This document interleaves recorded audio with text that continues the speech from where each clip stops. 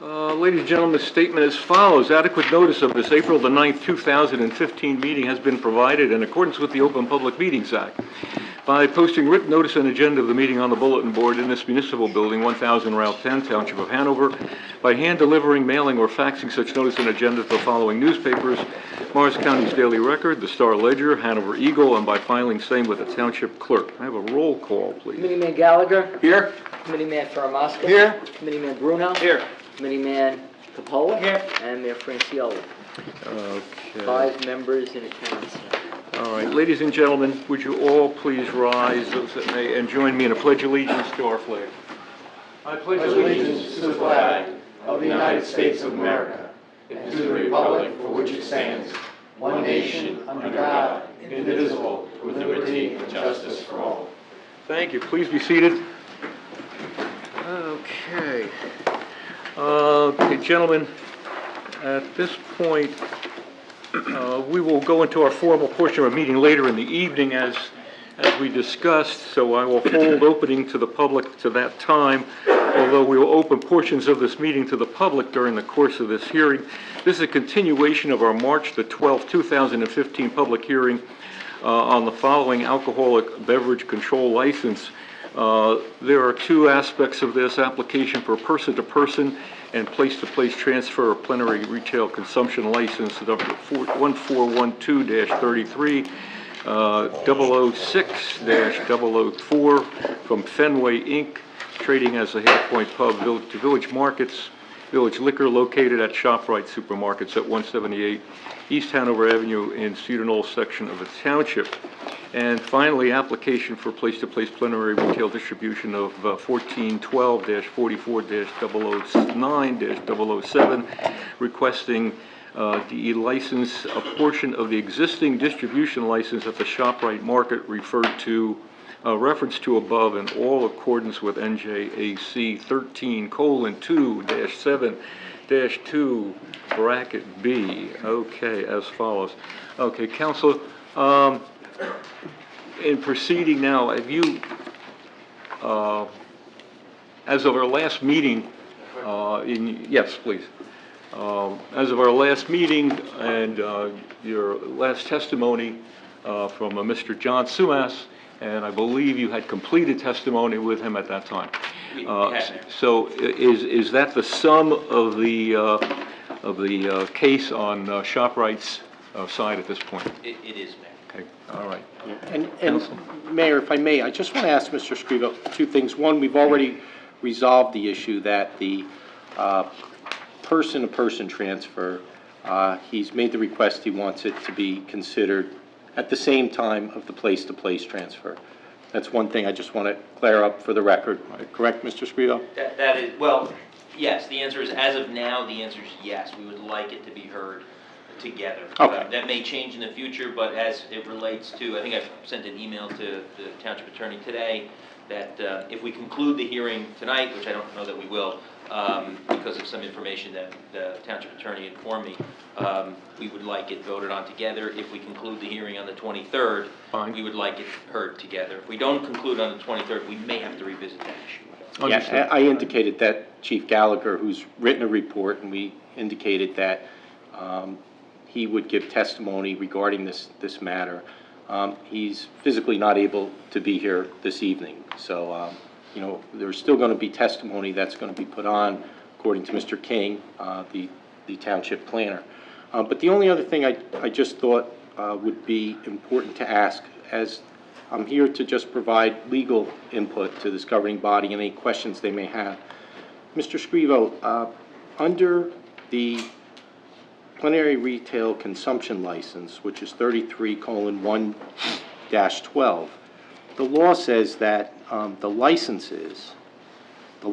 shall not be permitted to be issued for the sale of alcoholic beverages in or upon any premises in which a grocery, delicatessen, drugstore, or other mercantile business is carried on, except as herein provided. And then the statute, as I'm sure you're familiar with, it goes on to delineate certain types of establishments where the license could be issued.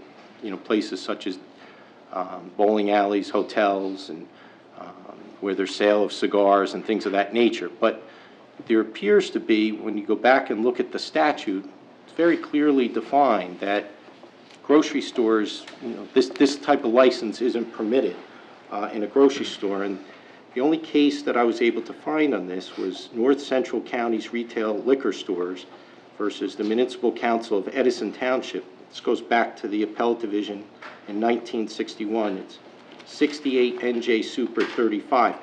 In that case, it was a Bamberger's or Macy's store that wanted to have a bar to sell liquor, a consumption-type license. And the court cited this statute and said, you can't have a bar where this type of operation's going on, specifically if there's grocery, delicatessen, drugstore, any kind of mercantile business. So I just thought it would be important that I bring this to your attention to see if you had any comments or anything you want to put in the record regarding this actual statute and the limitations. Because I don't see, and I think the governing body at some point, I'll advise them that on its face, it doesn't permit consumption licenses in grocery stores. So anything you want to add about that? Mayor, through you, I would be happy to look at that, look at the case. I haven't seen it, so I'd be happy to look at that. You're not familiar with what was just cited? Not that case that is referred to by the township attorney, but I'll be happy to look at it. I could provide something either in writing to the governing body or, at a break, take a look and provide some That's response. acceptable. Okay. But again, it's right in the actual statute, 33:1-12, which you made the application for, just so, okay. Has anything, can I ask at this date, has anything changed in ShopRite's request regarding wanting both ability to serve spirits inside the grocer? I'll describe as inside the grocer portion as the oyster bar section and both the patio area, which is more of a dining section outside. So your position is still that you wish to use the license in both places?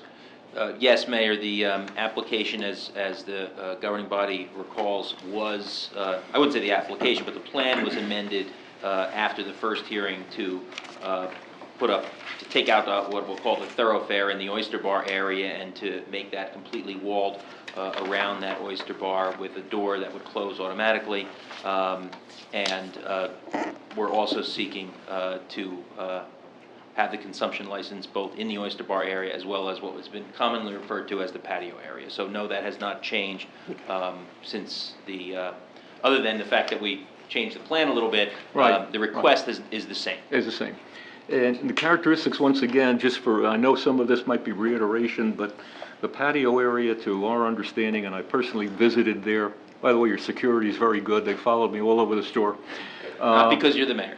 And obviously. And the patio area indicated to me that the windows of that area they were open at the time, so they can be open and access to the outside directly, the windowed areas. Actually, Mayor, it's a complete retractable wall. So the wall moves. I'm talking about the outside portion. Yes, I think we're talking about the same thing. Facing the parking lot? Correct. That's a movable wall? That is correct. It is a movable wall. Those are not windows. It is a glass, movable, retractable wall. Well, then my question goes to the fact that could be secured in some way, that there was no access through windows or anything else from that outside wall. I believe there was testimony during the hearing that as a matter of policy, practice, and custom, that Village houses some security person in that area when that wall is open. And so that is that's number one. Number two is the plan as presented to the governing body included what I'll call a portable fence that would be placed in that area. We can actually the exhibit is there.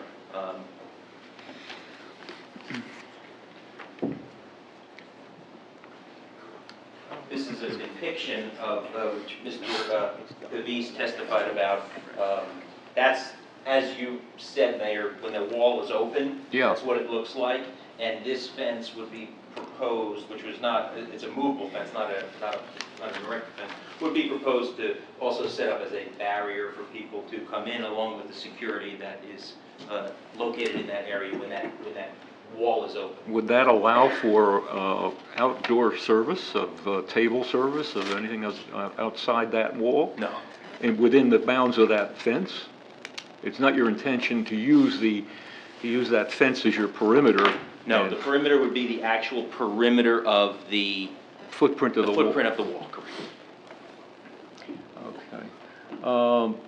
Before we continue, I just want to know if there are any other questions or any other comments from the Township Committee. You're already satisfied that at this juncture that you've heard sufficient testimony to council we want to present? So, yeah, for the record then, Mayor, the applicant has rested their case, except for the fact we'd like to hear from Mr. Scrivo regarding his legal position with respect to what was raised. I think, in fairness, that's going to be something that I'm going to raise to this governing body, and I want him to have the opportunity to speak to that.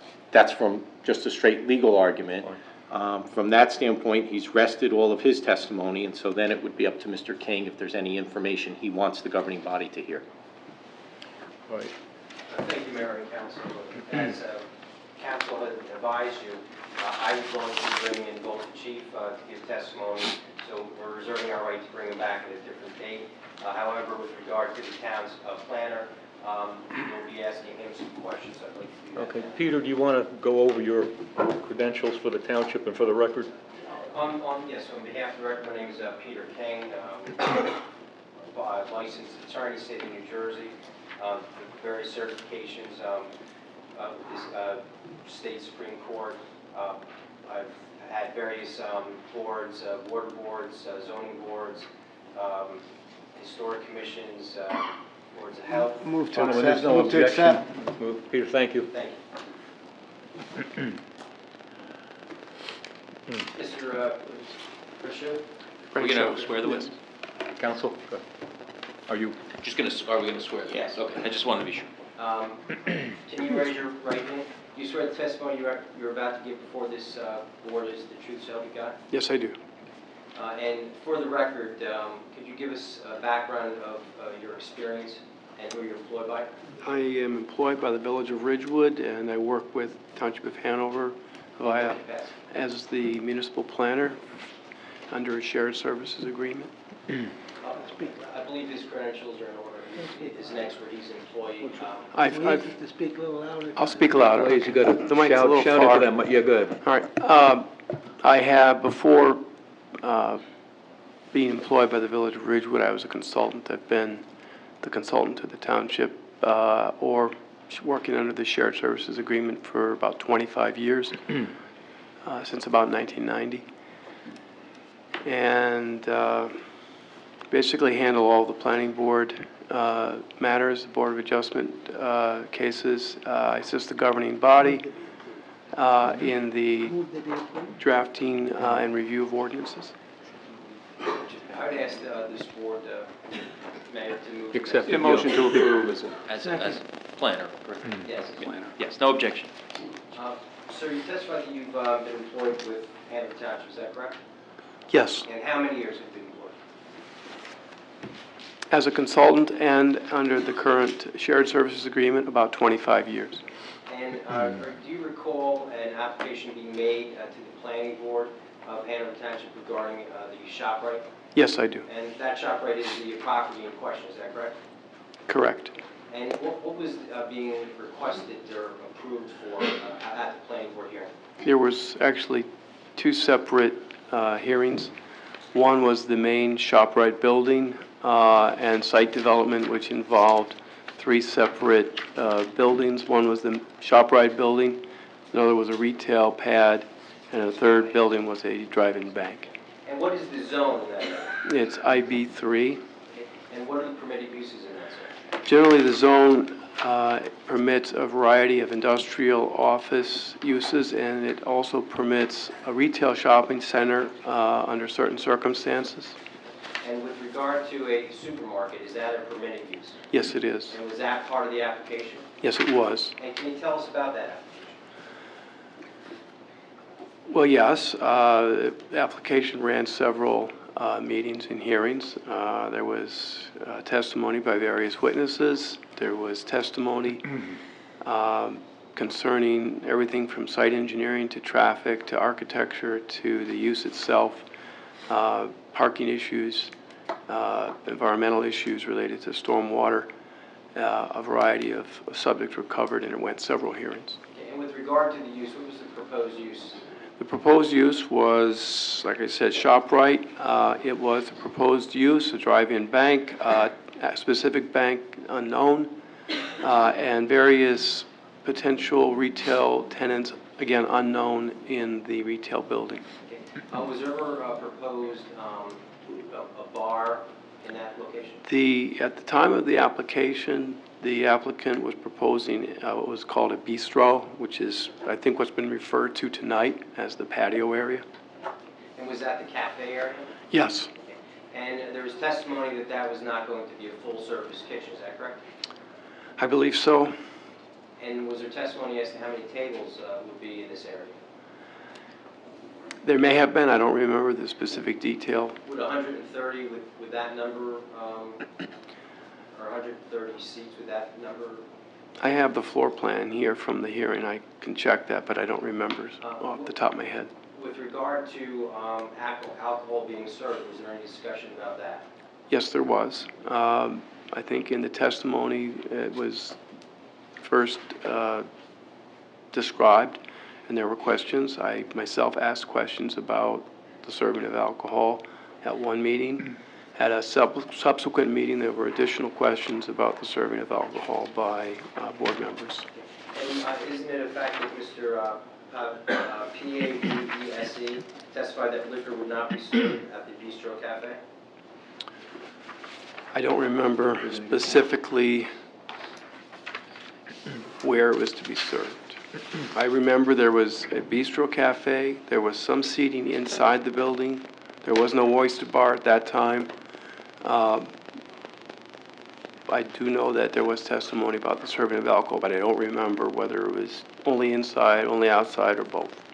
But that was not a permitted action by planning board, is that correct? What was not a permitted action? Serving alcohol, that was not a plan? The ordinance was silent on that issue from a zoning perspective. So I guess it's a debatable question as to whether that was an accessory use to a grocery store.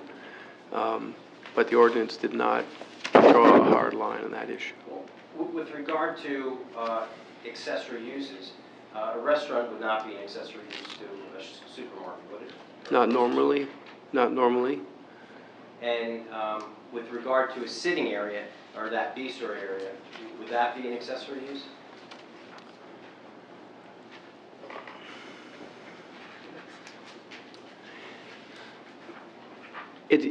I would say it could be. We see today supermarkets where fresh food is served, salad bars, soup, bakery goods where you can go and buy them and even eat them at the grocery store. So a certain degree of food service is, I would say, accessory to a grocery store. And is that what the cafe area was? It's not really that. It was more of a seating, more like a restaurant than a salad bar type use. With regard to that cafe area, that was approved as an accessory use for someone to get prepared food, bring it in, and consume. Is that correct? Yes. And it wasn't approved as a full-service kitchen. Is that correct? Not to my recollection, no. With regard to, are you familiar with the case and the decision by Judge Weisenbeck of the Stop and Shop Supermarket versus Planning Board of the Township of Hanover and Forest Hill Development, LLC? Somewhat. And have you ever read that decision? I read it when it first came out. Well, I'm going to mark a document as, I guess, H for Hanover 1. And if I can, Counsel?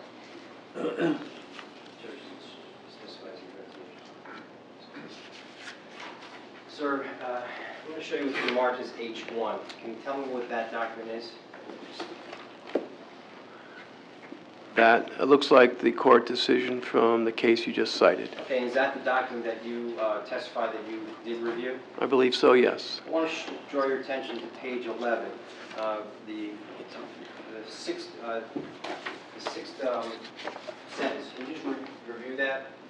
The sixth sentence in page 1? Yes. Or in The the sixth line, I'm sorry. sixth, Sixth line from the bottom. six from the bottom? Okay, I was looking from the top, okay.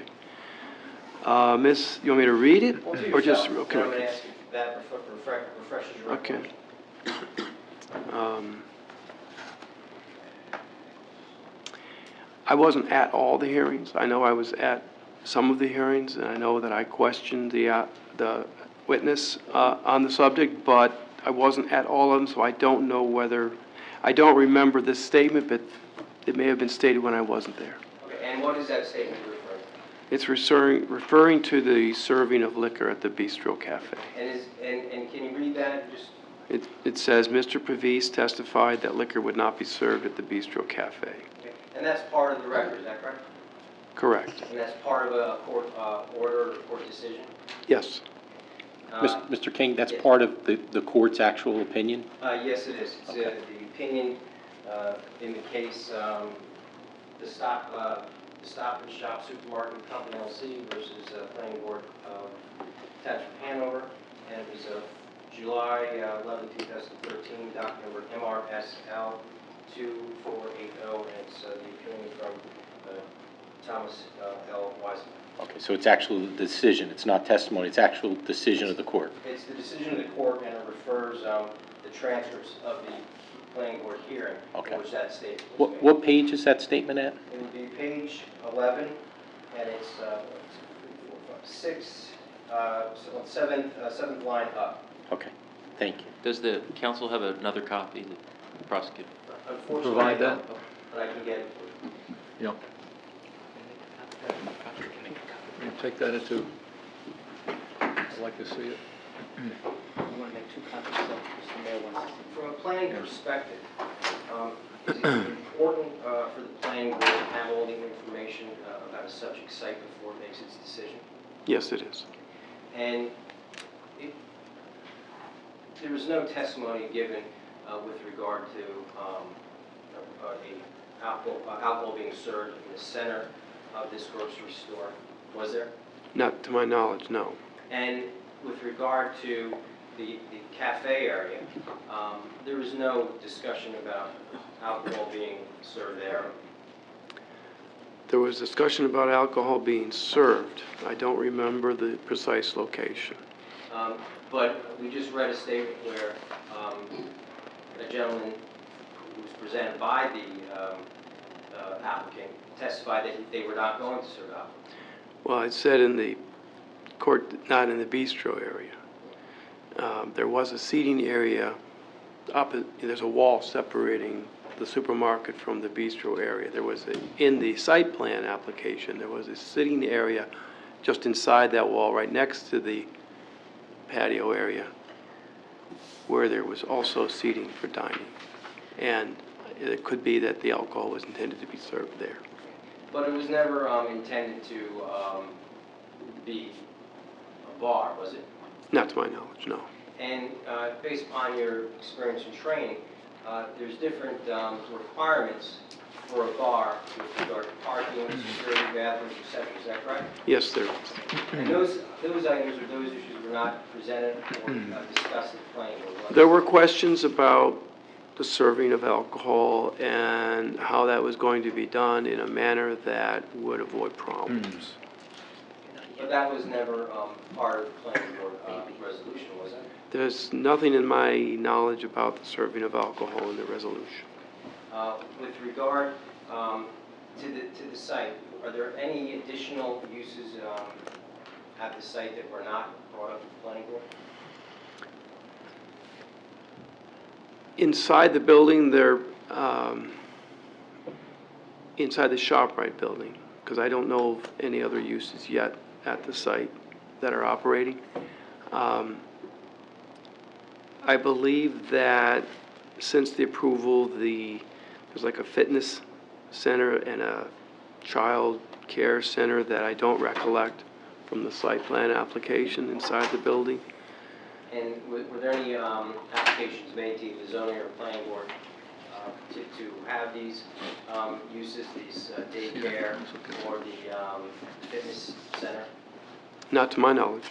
And is it important for a planning board to have heard that information in coming up with a decision? It could be. I mean, it could affect parking requirements, it could affect use issues, And how would it signage. Would it reduce the need for parking?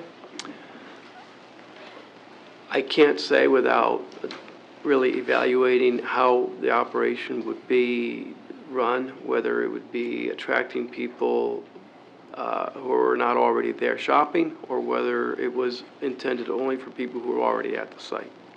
And with regard to serving of alcohol, would that affect the number of bathrooms required? It could. And with regard to the parking, you touched upon it, but the serving of liquor, potentially would that increase people coming to the facility? I really, it's possible, but I don't really have an opinion. With regard to the township's ordinances, is a bar or the consumption of alcohol at the site, is there any ordinances that prohibit that? There is an ordinance that requires that the serving of alcohol for consumption be done at a restaurant, be done at a bar, which is separate from other uses, either by a solid wall or in a separate building.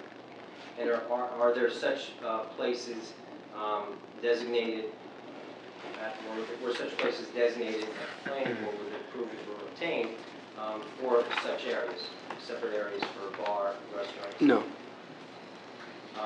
With regard to the approval that was given, was it for a grocery store?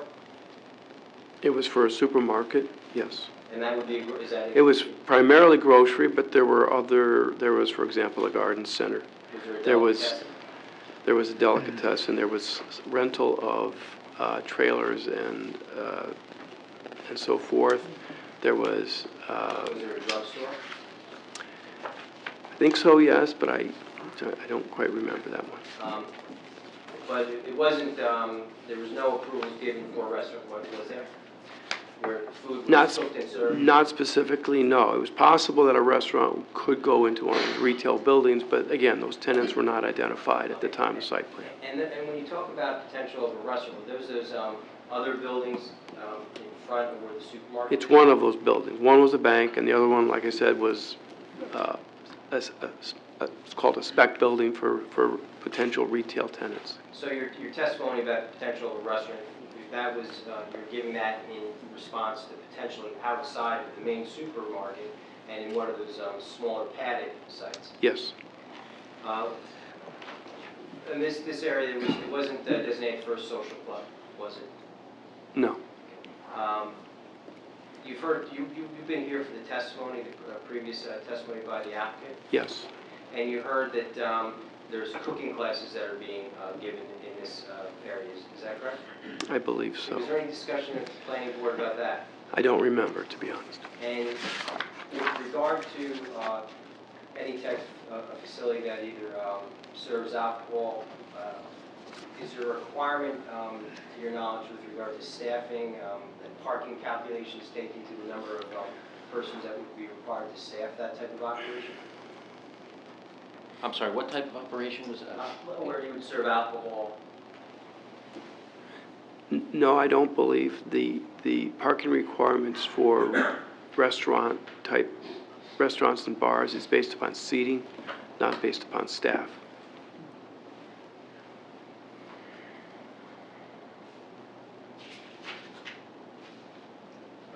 this time, I have no further questions.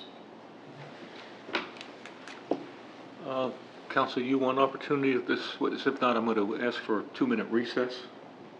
Is that acceptable to you, or do you want to continue with him at this point? We'll take the recess. I just would say that he's under oath and probably shouldn't Yes. be questioned. Correct. Yeah. 2-minute recess.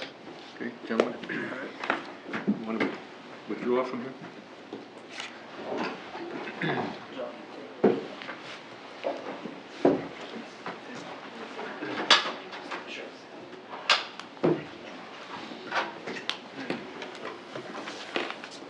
Ladies and gentlemen, counsel, thank you.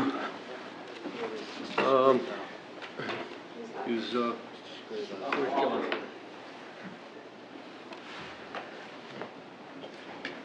See that? There's a risk in taking a 2-minute recess that turns into 5. No. Why do you know? No, they wait for the new bill. They need to get it to us for like 6 months.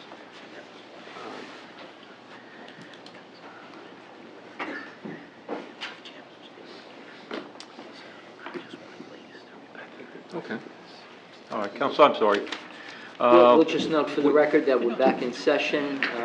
Motion to reconvene? So moved. All in favor? Aye. Meeting is now back in session. Please, you're still under oath, and counsel is going to have an opportunity to cross-examine.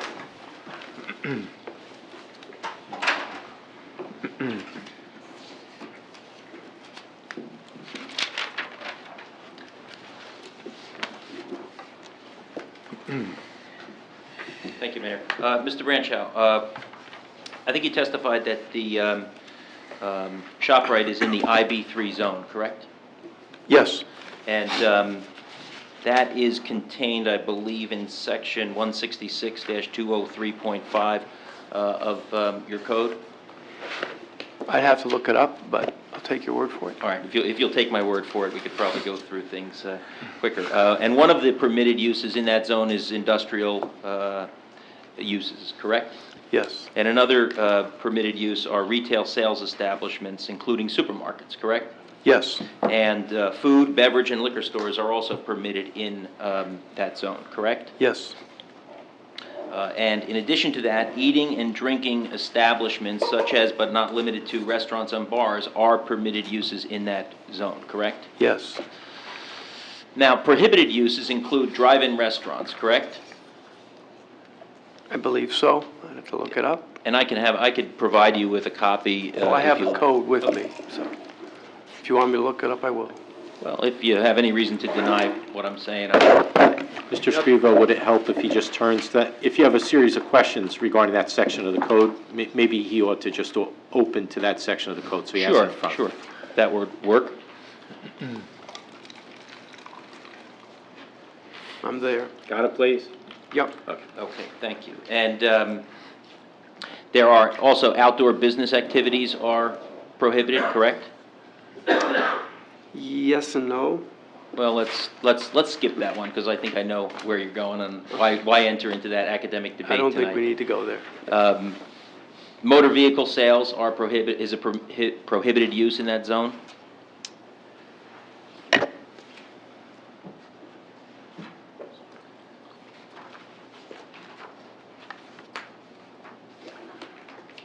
G. Yes. Sorry, G. Yes, Now, you testified before that I believe you said there is an ordinance. Let me get your exact words. I think you said there is an ordinance that prohibits alcohol alcohol consumption under certain conditions in response to Mr. King's question. Is that correct? yes, Okay. Now, let's go back in a little bit of time. Prior to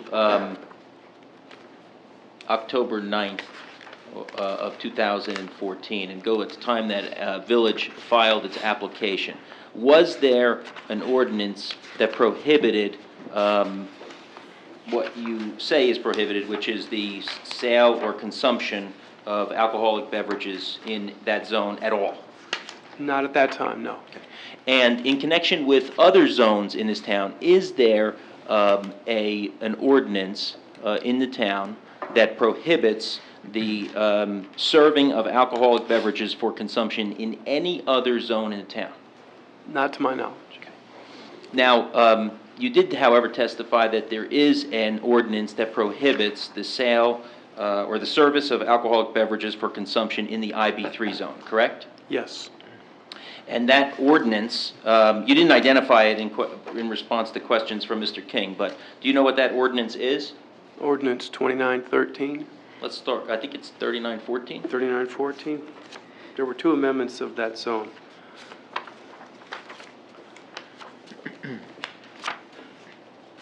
You're right, it's 3914. 2913 was the other one.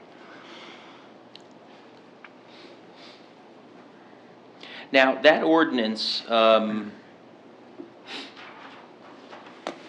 could read it.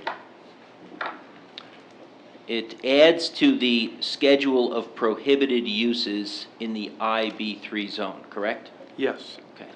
And it adds letter K, correct? Yes. And previously, there had been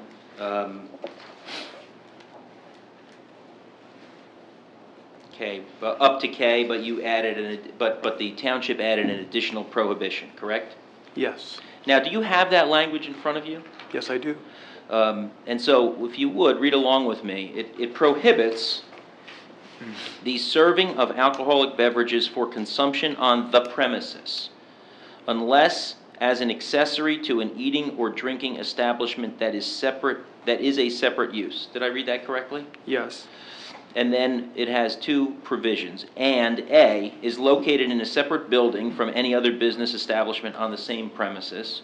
Or B, is separated from any other business establishment on the same premises by a continuous wall that does not allow access between such business establishments. Did I read that correctly? Yes, you did. Now, would you agree with me that this addition to the schedule of prohibited uses by the township really prohibits an activity as opposed to what I'll call the first series of uses that are prohibited, which are actual uses? For example, storage yards, fuel oil dealers, residential construction or conversion. Would you agree with me that this deals with a specific aspect of a use as opposed to an overall use in normal planner concepts? There's not a clear line between a use and an activity, or another way of putting it, there's not a clear line between a use and how a certain use is operated or conducted. It's not prohibiting the serving of alcohol at all. It's prohibiting the serving of alcohol under certain circumstances. Like, for example, retail use is prohibited unless it's on 10 acres. So retail use isn't prohibited, but there are certain conditions that go with that retail use. So it's sort of the same type of thing. The use, it's not the use per se, but it's the circumstances under which the use is allowed to be done. But you would agree with me that prohibiting a retail use unless it's 10 acres is kind of a normal bulk type of criteria, right? I wouldn't say the exact, the dimensions, but, conditioning certain activities to the size of property Yeah, is a I would is a say, standard I would bulk. say lot size is a bulk standard. Now, the serving of alcoholic beverages for consumption and the language that is now contained in Section K is not a standard bulk criteria. You would agree with me? I would correct? agree. Now, this ordinance was introduced by the governing body on September 11, 2014. Are you aware of that? Yes, I am. And are you aware that that was 16 days after Village filed its application here for the consumption license? I'm aware it was after. I didn't do a count. Now, had this been a topic of discussion within the township to limit the service of alcoholic beverages in the IB3 zone for some time leading up to the filing of Village's application? Villages, It's an unfair question for the planner. Well, but you're involved with changes to the zoning code, are you not? I'm not aware of all discussions that are held. I was aware that there were some concerns, like as I said before, at the site plan hearing, when it was learned that alcohol was being served, and there was concern that it could have some potential problems with it, and the town wanted to make sure that it would be done without those problems. So in that sense, yes, there was discussion and there was concern even before the project was built. But as far as what discussions and how many, I don't know. I know there were some concerns. And as it relates to changes to the zoning code or bulk standards, are you typically involved in some aspect of that at some point? Yes, I am. Okay. And prior to Village's filing of the application, had you been involved in any drafting of an ordinance like 3914 that would prohibit such activity? No, I was not. And is part of your role as the township planner, do you typically engage in an ongoing review of the township code and the zoning standards to determine whether any amendments should be made to? To some degree, yes. And prior to Village filing this application, had you taken any activity with respect to ordinance number 39-14?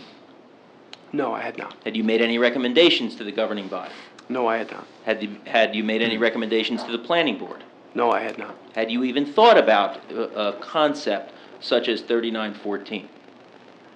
I had only, as I said, questioned the applicant on the serving of alcohol at a grocery store during the site plan. That was the extent of my questioning and discussion. And after you questioned the applicant at the planning board level, there was nothing that caused you to raise the issue of an ordinance like 3914 with the governing body, right? Can you repeat the question? Sure. You testified just before that you did raise questions at the planning board level with regard to the service of alcoholic beverages, correct? Yes. And you received responses to those questions, correct? Yes.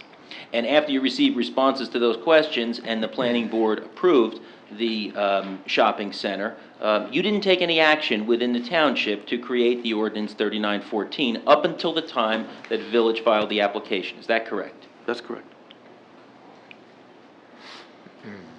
Now, did you prepare ordinance 3914? Yes, I did. Okay. And when did you prepare that? It was shortly before that hearing or that meeting where it was introduced. Okay, so it was introduced on September 11th. You testified previously that you had no knowledge, understanding, or activity with respect to 3914 or anything like it prior to the Village filing its application, which I will tell you is on August 25th. How long after August 25th were you requested to prepare the ordinance? I don't remember the exact timing. It was shortly before the hearing. And who requested you to prepare this? The Township Administration. Okay. And was there any parameters that were provided to you with respect to the preparation of 3914? There were concerns about the serving of alcohol in an environment that one would not normally expect it to be served. Were you given any more information than the service of than to address a concern regarding the service of alcohol in a circumstance where it wouldn't otherwise ordinarily require to be served? Well, I was aware of ShopRite's application. And how did you become aware of ShopRite's application? I don't remember the exact circumstances where I became aware. So when you say circumstances that don't normally require or aren't normally associated with the service of alcoholic beverages, what are you referring to? I'm referring to an oyster bar in the middle of a grocery store, for example. So is it fair to say then the preparation of 3914 was created to address the concerns that were being raised with respect to the oyster bar and the patio and what we're addressing here?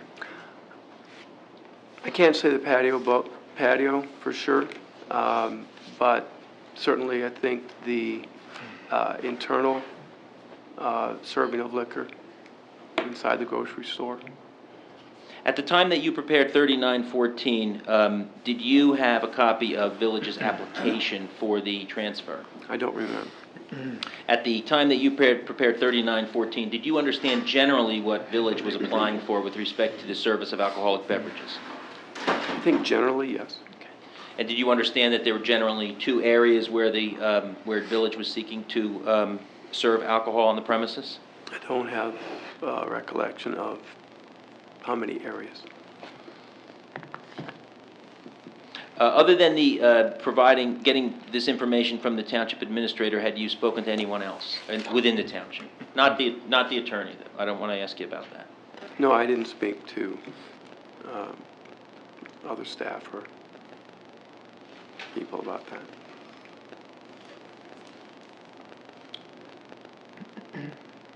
Now, when an amendment to the zoning code here, the IB3 district is made, is there a requirement that this go to the planning board? It has to be referred to the planning board under the law, yes. And this was referred to the planning board, correct? Yes, it was. And the planning chairman actually issued a letter dated September 23rd, 2014. Is that correct? I don't remember the date, but Would you like to see a copy of it? I may have it. Okay. If you I do, can check maybe it and might be see. good to just pull it out. I don't have a copy, actually.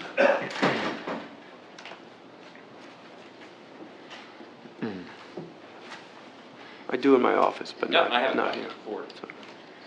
Should we mark this as a, Fred? Yes, yeah, you should. May I just provide the witness?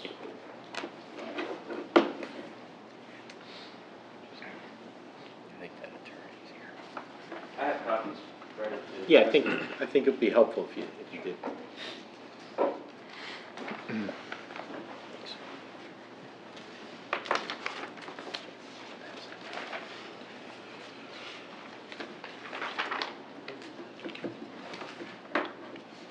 And what number are you up to, Mr. Scriva? I'm going to tell you in a second.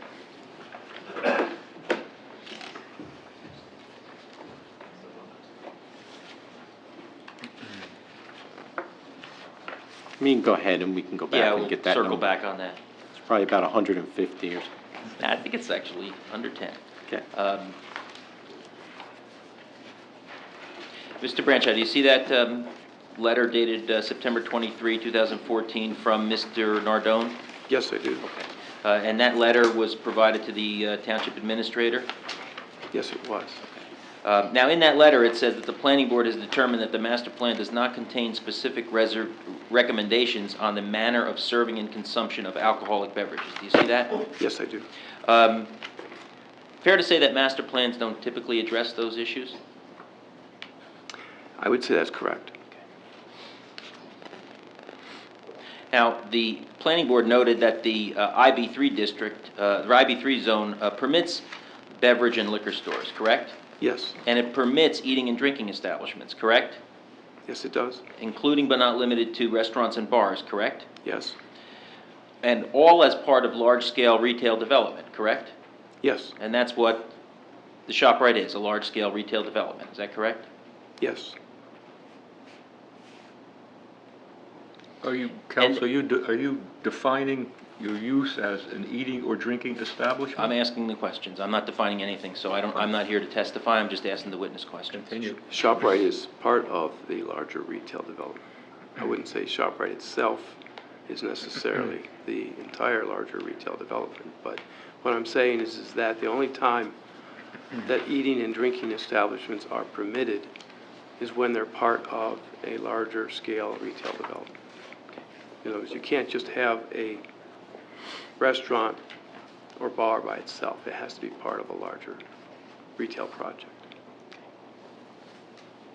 And this site is a larger retail Yes, it is. project, okay. And that therefore, the chairman writes, therefore anticipates, the larger scale retail development that is, anticipates that alcoholic beverages will be sold and consumed in the district. Do you see that? Yes. Okay.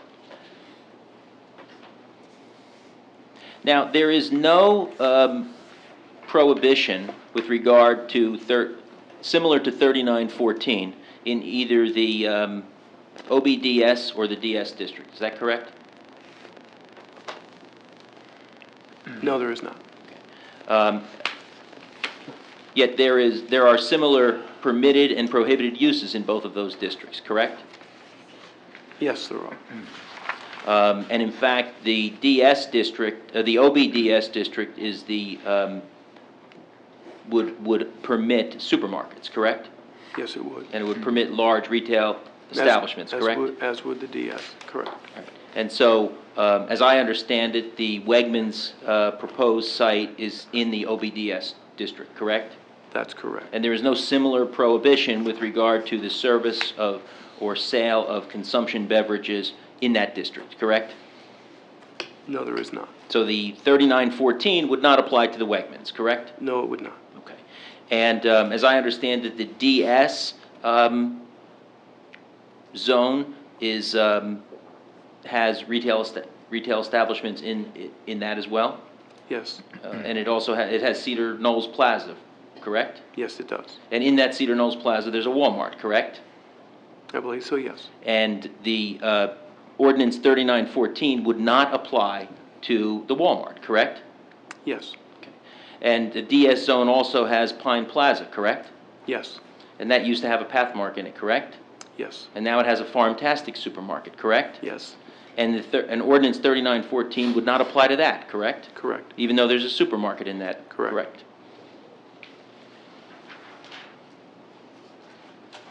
Did you make any determination as the township planner as to the consistency of 3914 with regard to imposing it only on the IB3 zone as to the other zones with similar prohibited and permitted uses? I mean, if I may just say, Mayor, I understand, that you have a certain line of questioning about this zone change, Mr. Scrivo, but keep in mind, too, that the bottom line is, this is the zone that presently exists. The witness testified that the change was made after the application was filed. Anything further, you really start to drift into a zoning type of challenge, and you have a separate action that you filed challenging that ordinance. But this governing body will make no determination as to the validity of that ordinance. I mean, that's what's in front of them, but you've already established. And the witness has testified that, the application was made, and you know what, I drafted an ordinance amendment that in many ways may speak to the application. So I don't know if it's really relevant or a good resource of time at this point to go any further on that, because I would advise the governing body that how the ordinance, the validity of the ordinance, that's going to be heard by the Superior Court. Well, as a comment, and I understand that counsel is still cross-examining here, it is the prerogative of the township to amend, create any ordinance ahead of an action. The final action by resolution, etc., has to accept the ordinance that's in place at the time the action's taken. Right, and, well, that's more for like land use applications. In this particular matter, what I think at this point we're hearing is the ordinance was not in place before the application was filed, this ordinance amendment, and yet it was then adopted by the Township Committee subsequent to the filing of this. And at some point, we'll have to address the legalities of how it plays into the application. And perhaps there'll be more testimony. I know I have some questions for Mr. Branchow regarding that may help clear this matter up. Okay. Counsel? Is the witness going to be able to answer the question, I guess, that's posed? Well, we've had some colloquy, but is he going to be permitted to answer the question that was posed to him? Why don't you read it back for Mr. Branchow? I'd ask the reporter to do that.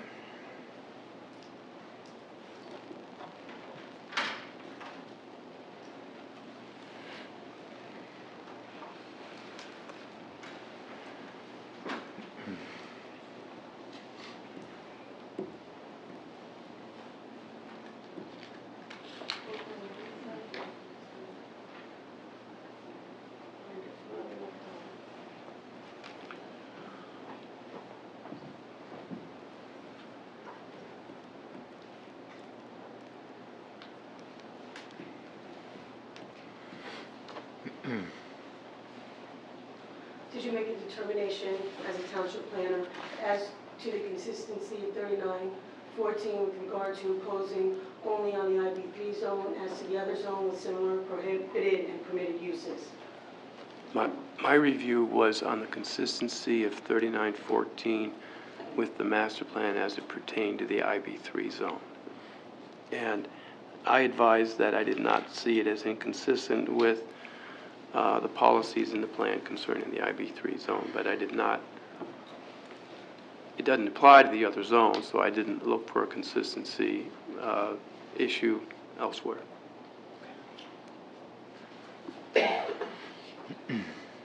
Now, Mr. Branchow, you had testified earlier about the use of this and whether, the service of the alcoholic beverages, and I think the questions from Mr. King were along the lines of whether it was going to change this to an accessory use or not, I believe.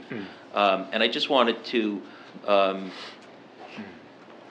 point you to your, I think when the first hearing, we had the first hearing back in December, there were some preliminary questions of you by the mayor and other committee persons with regard to whether there was going to be an additional parking requirement and other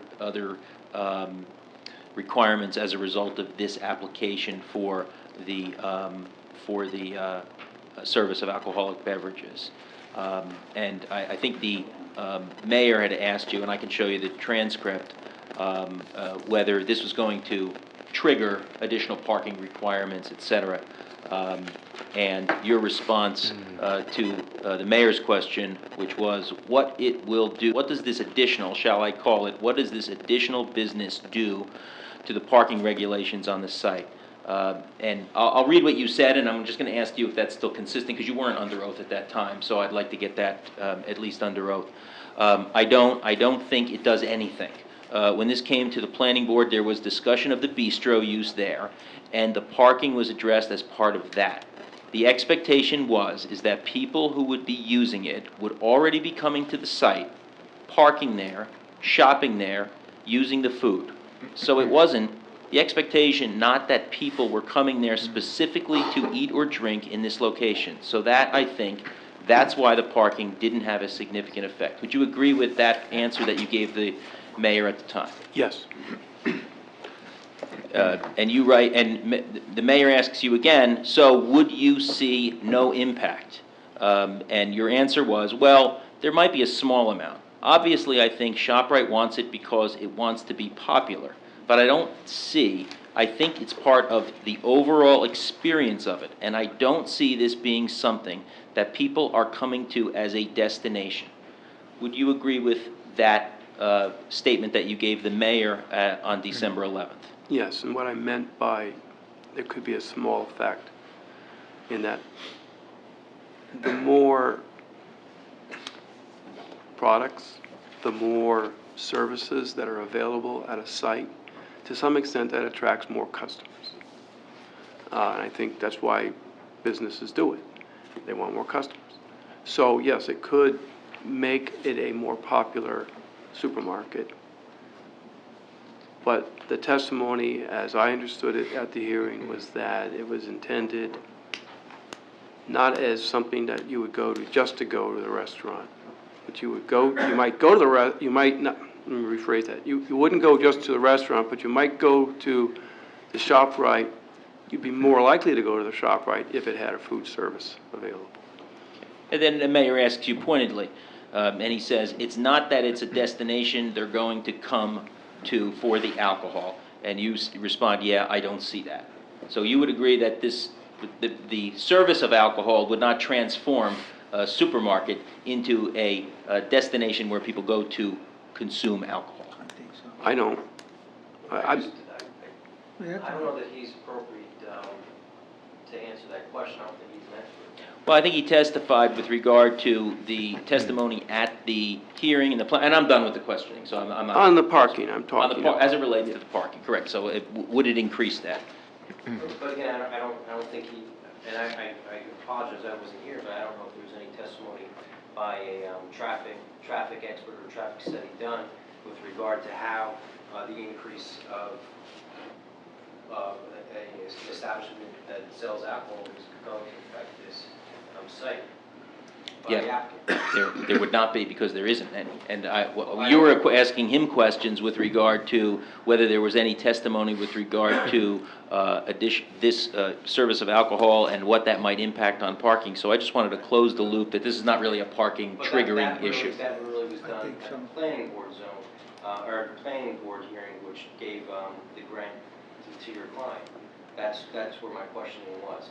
Was at that time, when the planning board heard this application, was there testimony given with regard to the impact that the serving of alcohol would have? That was where my line of questioning was, not at the subsequent. Well, and I know you haven't been here, but we obviously had a few other some other testimony with regard to that since we've been here. And I just wanted to clear that up, Mr. Branchow, from things that you said previously, and I know you weren't under oath at the time, and I think that was more precatory than anything else, but I wanted to make sure that we had that on the record.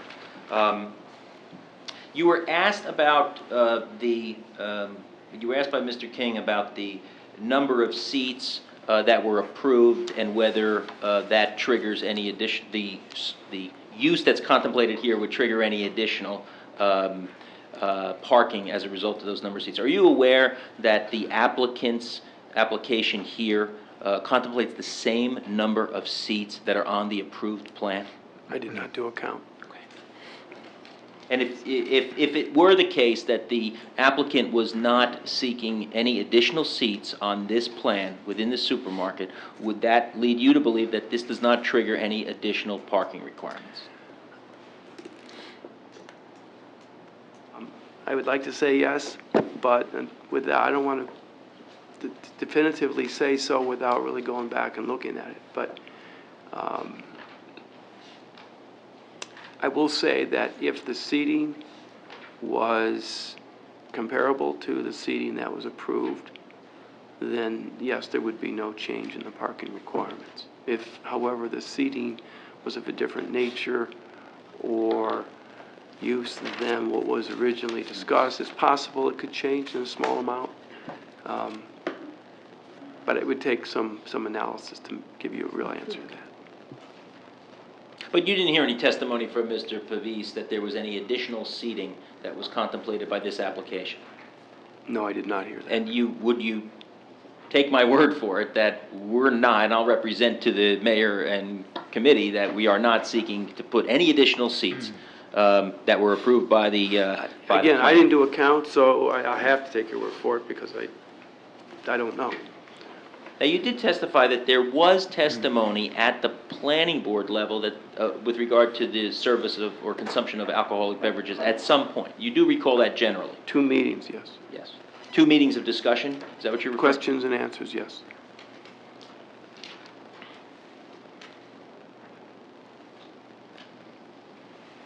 And I believe that Mr. King asked you that, or he pointed out to you that Mr. Pavis testified that liquor would not be served in the supermarket, correct? That's what I read from the court decision. And it hasn't been served in the supermarket, to your knowledge, correct? I don't know. And that's why we're here, seeking approval for it, correct? I would assume.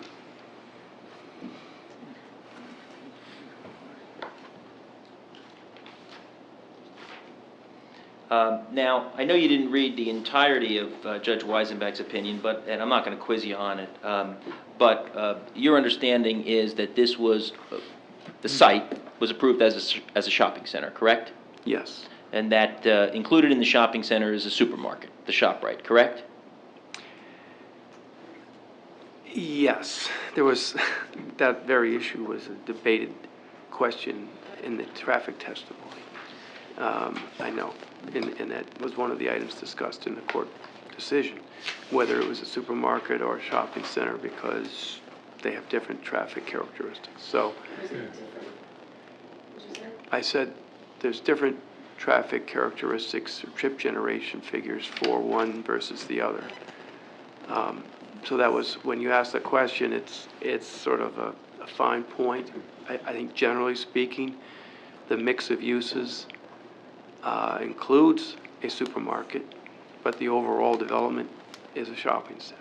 And as an accessory use to that shopping center, there was going to be food that would be for sale, prepared foods that would be for sale on the site, correct? Yes, And that was approved by the planning board, correct? yes, And upheld by Judge Weisenbeck, correct? I believe so, yes.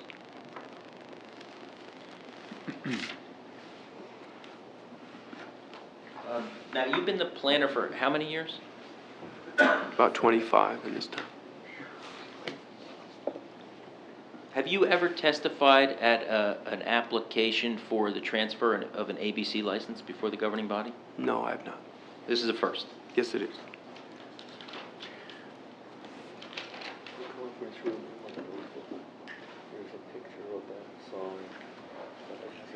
I believe you were asked by Mr. King that about the area, what we call the bistro or the patio area. I think you were asked whether that was approved as a full-service kitchen. Do you recall that question? I recall, yes, that it wasn't approved as a full-service kitchen. Do you have an understanding as to whether that's a full-service kitchen now?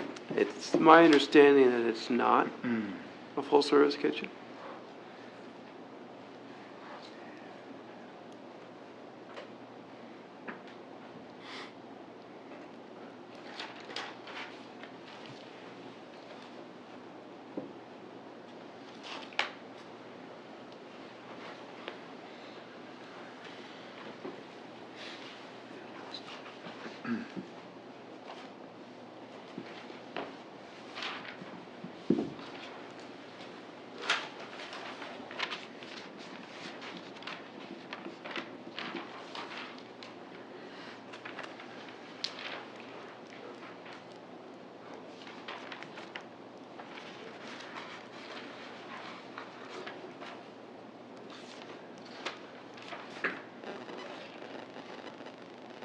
Have you seen any of the reports of the township officials with respect to this application? No, I have not.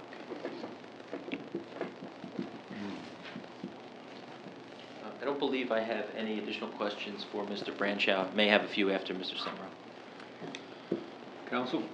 If I may, Mayor, just for clarification, Mr. Branchow, you testified that you never, well, you may have thought about, and you certainly asked questions about alcohol being served at this particular facility. But at the same time, in view of the fact that I just want to make sure I'm correct, because they said that they did not intend to serve the alcohol at the facilities, there wasn't any type of ordinance amendment that you drafted. Is that a fair statement? I'm a little confused All by right, the question. You said, you testified that you were asked the question if you ever considered an amendment to this ordinance prior to the filing of this application. Correct. And you said something along the lines that, well, you thought about alcohol being served at a grocery store, but you were also told at the hearings, the planning board hearings, and the answer was no, it wasn't going to be served at the grocery store, because you asked the question. No, I think the testimony was that it would be served. Would be served. Yes, and that's why the question was asked. But what about at the Oyster Bar?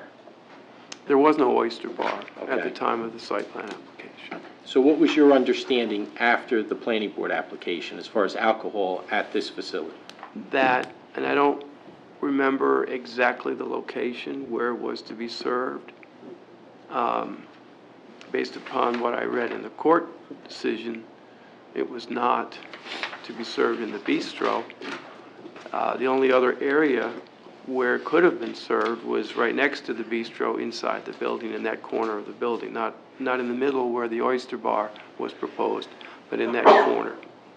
Prior to this application, have you, as a professional planner, ever been involved or been familiar with or even heard about a supermarket that would serve alcohol to the extent of this application? This is the first. Okay. And therefore, this is also the first time, as you testified, that you ever prepared an amendment to an ordinance to address this type of, as you said, activity. Yes. Okay, all right. Now, this zoning amendment that you were asked questions about to the I-3 zone, if we were to put that zoning amendment aside for a moment, and if this application were approved, would the activity in itself violate the I-3 zone? The IB3, just, Yeah, the IP, they're just, the current zone that the shop is in. Yes, it would. It would.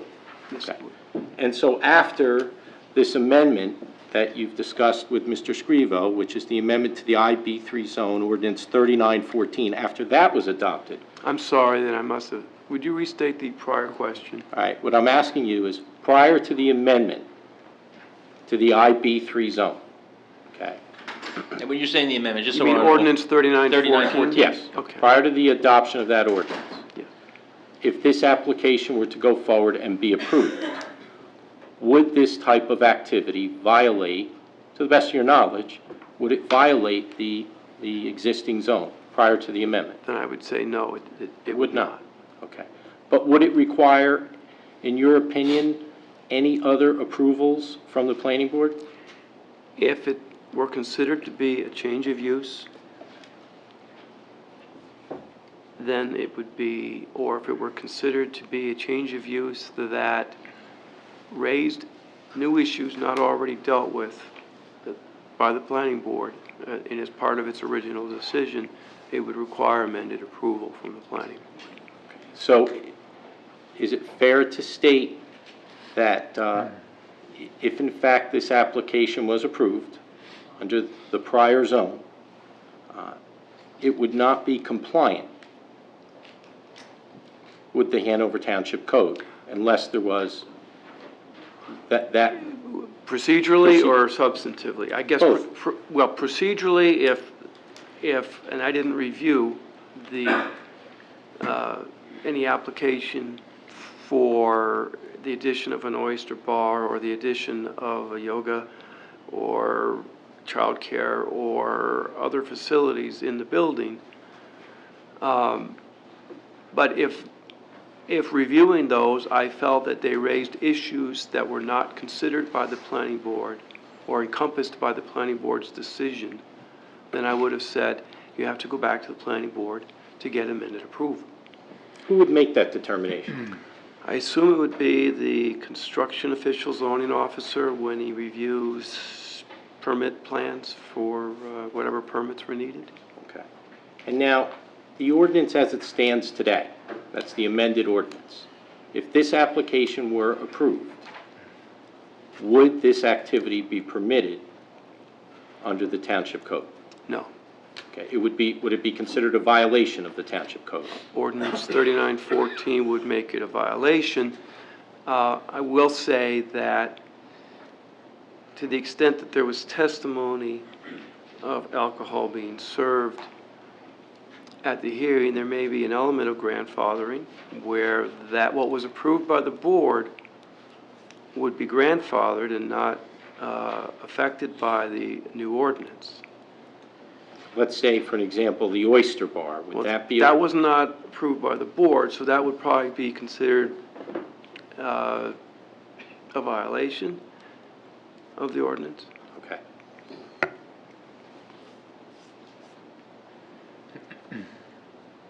And would this application, I think you may have already answered this, but I want to just make sure the governing body understands. Would the application, if approved, would it violate the existing plans that were approved by the planning board?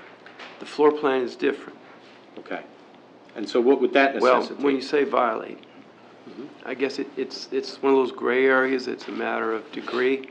I mean, very often when plans are approved, there are often floor plan modifications that are not considered significant enough to require a return to the board. Someone moves a wall, someone Right. uses a space slightly differently than what was represented to the board, but overall, it's the same, and it doesn't raise any new issues, and so it's not sent back to the board. And that's why I said before, if there's changes to the floor plan that raise new issues or raise new uses that were not considered at the time of site plan, then it would need to go back. But if it fits within the overall, all of the issues that were considered at the time, and it's just a minor modification of that, then it typically doesn't go back. Okay, so for an example, I know there was testimony that you gave to Mr. King regarding a gym, a daycare. I know earlier there was testimony early on in this application about even private events that go on in the restaurant. If you were to look at the actual uses now, as well as the proposed use for the oyster bar, would that, in your opinion, require a new site plan application to the planning board? Without more information, it's hard to answer, but I might. How could you get that information? What would you Well, need? when plans were filed, I would ask about it. I would ask about issues such as the hours of operation, the staffing, how it worked with the existing use, whether there was any special security measures, any special access issues, any special licensing or permitting requirements that went with that, to make sure that they were all dealt with, and did it affect parking needs in any significant way, overall circulation in the store as far as the location of exits and that sort of thing, need for deliveries, signage, those kinds of things I'd ask about before I can make that determination. And why would the activity that's presented be in violation of the township code if it were approved at this point in time? The ordinance 3914 prohibits the serving of alcoholic beverages for consumption unless it's separate. The oyster bar is not separate from the grocery store. You testified you wrote that ordinance, and is it your opinion that you find that that ordinance was based on sound planning principles? I think so. I think the concerns that have been expressed throughout this hearing about potential adverse effects of the serving of alcoholic beverages in the middle of a grocery store, I think are valid concerns. Thank you, Mayor. Hopefully that clarifies some things for the record. I don't know if my board has any questions of the planner. If you do, I'll open it up for any comment or questions that you might have. I guess George? I'm curious as to, when all these plans were put together, was this consumption issue raised, or did this just come up at the time the gentleman who was here in the past commented that he had a harebrained idea? Was this consumption, all this stuff, part of the original process for the ShopRite? The witnesses, is this a question for the Was witness? this part of the Blaze? original process? There was some testimony that alcohol was being served. I don't remember all the details. I do know that there was no oyster bar at the time, that the seating in the, what I'd say, the lower left portion of the space was more extensive than it is today in the current site plan, the current floor plan. But I don't remember. There was some discussion about the serving of alcohol in that lower left area of the building. And there were some concerns raised about that at the planning board level. Okay, but that came up in August, right? Actually, did it not come up in August when the, August the 20, I think it's 25th here? When the request came for the issue of the consumption? Because shortly thereafter, 39-14 was. Well, I think 3914 was in response to those concerns Which at the would Township Committee. Wouldn't that be something that the committee would have to consider if, in fact, this came up as a real request, and then whether or not that consumption was something that they would like to see inside of a supermarket? I think so. Okay, the other question, the other thing I want to ask too is, we talk about parking and seating. If you have consumption that's allowed in not the oyster bar, obviously that's going to take up X number of seats. People may very well be situated there and be parking and taking up spaces, where normally in a supermarket, traffic goes in and out as people shop, go, and they leave. Not really intention on spending the day. Was the issue of the daycare, cooking classes, yoga classes, all part of the original plan? Not to my knowledge, no. Okay, so in the event that these, again, are taking up issues of parking, if someone decided to have a party, if they have a consumption license in especially where the food court is, now they want to have a party, utilizing consumption, obviously, if you're going to have, say, 50, 75 people or more, parking is going to become an issue. I think I would, if what your parking standards are typically based upon studies of other supermarkets and how much parking those supermarkets need, and they do various studies and see what the actual usage is, and then they basically determine a ratio of parking based upon floor area, based upon experience elsewhere. If what you're suggesting is that those activities depart from the norm for grocery stores, supermarkets, and that they encourage a longer stay and less turnover of parking spaces, it could affect parking, yes. So that's what I'm referring to. Normally in a supermarket, I mean, I go to a supermarket, I can go to Stop and Shop in a lot of different places. People go in, you could, a lot of times I'm waiting for my wife, having a cup of coffee, and I can see people go in, people go out, people go in, people go out. But you start, if you have this kind of usage, which we didn't plan on know about, because this was all said as harebrained ideas about daycare, cooking classes, yoga classes. Now we have stationary activities taking place. Stationary activities that are not moving parking in and out, okay? So you do increase parking, and, okay, it's a matter of semantics, but seating gets increased also. Would you not think? If somebody's occupying the whole area? If someone is already there for, say, their grocery shopping, and they then go to get something to eat, either at the salad bar or at the bistro or whatever, it's not an additional vehicle, so in that sense, it doesn't increase the need for vehicles. It's more of the turnover But I'm not that referring becomes to the that. issue. I'm Okay. referring to having an actual function. If you have a consumption license and you have a function, you come there as a destination because you have a wonderful food court to service you, okay?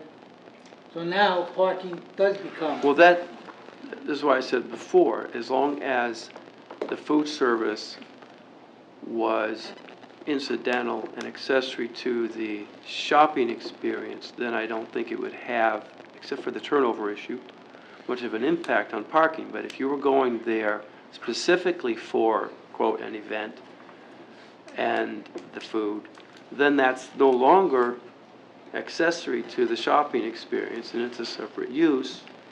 This is that whole gray area when you look at these uses and the change in the floor plan, do they affect parking or not? You need answers to those questions before you can make that That's right, determination. I would think so.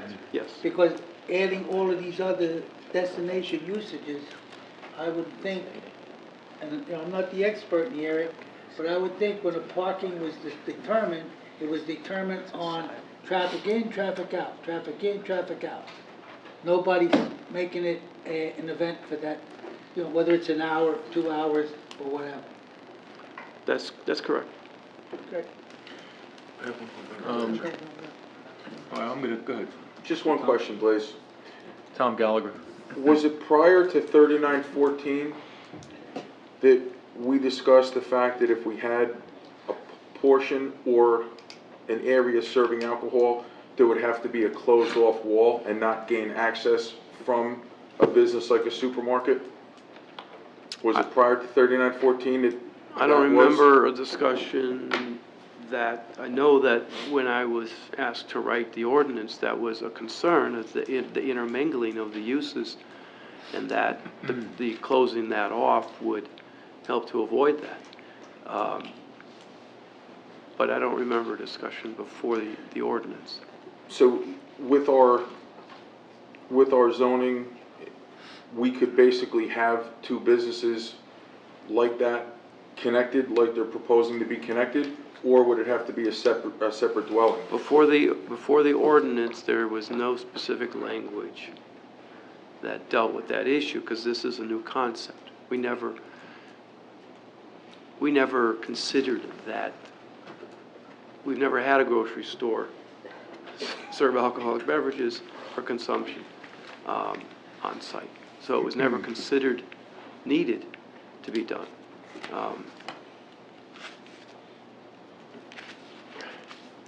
Mayor, John? I'm good. can I ask this follow-up question to Blades? Mr. Branchow, like you just said, there is no specific language in the ordinance to address this. Correct. So I just, I want to discuss this from a very technical aspect.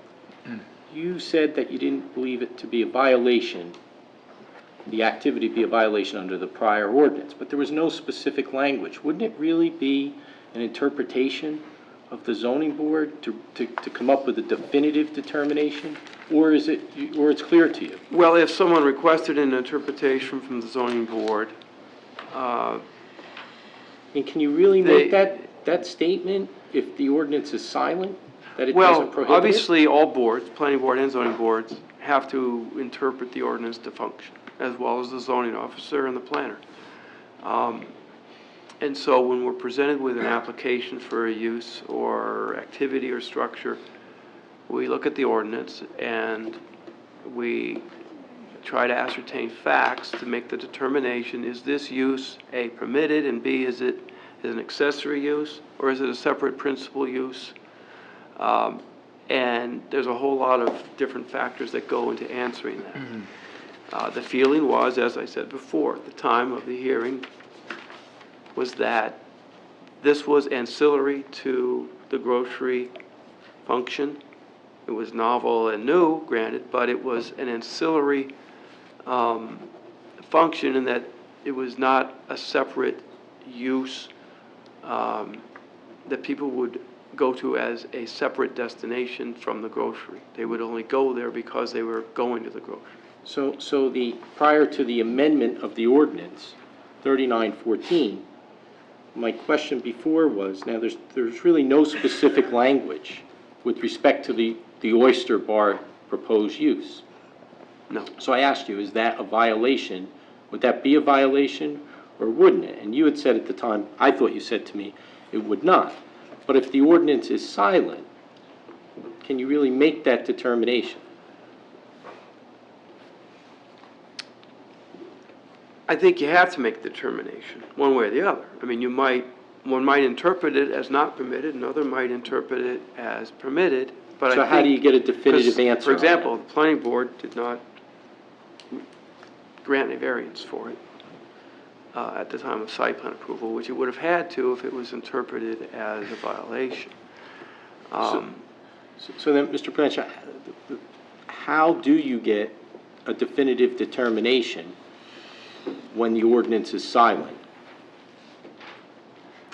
It's a definitive determination. I mean, the only definitive way of getting a definitive determination, if there's an open question, that's when I say definitive, I mean, the board can certainly interpret the ordinance. It's not a binding interpretation, but it's their understanding of what they think the ordinance means. The only way you can get a binding interpretation is from the Board of Adjustment.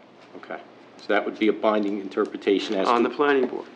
whether or not so in this case, if this activity were permitted and the ordinance had not been amended, the only way the applicant could get a determination if it was a valid use would be a zoning board interpretation. Is that a fair statement? If you want a definitive binding interpretation, yes, that's the only way. Okay, all right, thanks. John, Deputy Mayor? Blaze, let's go back to the original application for the shopping center. And I want you to think about, did you recall during that review an objector's case of pretty long duration? Yes, I think it was Stop and Shop that was an objector to the case. During the questioning that objector had, was there any discussion related to what specific items would be placed where within this store? I remember some of that. Again, I wasn't at all the hearings, but I do remember the attorney for the objector asking about what shelves would contain what goods and that sort of thing. Was there any discussion at the time of where alcohol would be served in the store? To be honest, I don't remember that.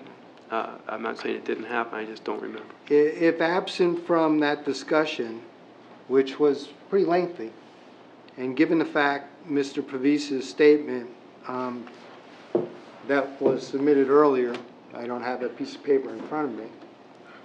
What are you looking for? Mr. Pavise's statement. I just want to ask my question very clearly to you, Mr. Brancho. 11? Yeah. Mr. Pavise's statement from the court action, page 11, quote unquote, Mr. Pavise testified that liquor would not be served in the Bistro Cafe. If absent from discussion, Mr. Pavise's statement of alcohol being served in the Bistro Cafe, would it then lead you to believe now that there was no intention to serve alcohol in the supermarket? Well, if I'm trying to understand why there was questions about serving alcohol, and there was answers saying that it would comply with, I believe, ABC regulations at the hearing. So I was at one hearing where I questioned the serving of alcohol and how it would be done, and what were, the nature of the operation that was doing that. And then there was a second hearing that I wasn't at, where additional questions were asked, and the answer, based upon my reading of the minutes, was that it would be complying with ABC requirements. So I wasn't there, so I can't really... But you do recall there was lengthy discussion about specific items, Yes. categories, where they'd actually be placed in the store? Yes. You do recall that there was no mention of alcohol during that discussion about the specific items being placed? Yeah, I wish I could give you an answer, but I don't really remember that. And you do affirm that the statement, Mr. Pavise, was accurate, and do you believe that it would lead you to believe that there was no intention to serve alcohol in this supermarket? I can't say that there was no intention.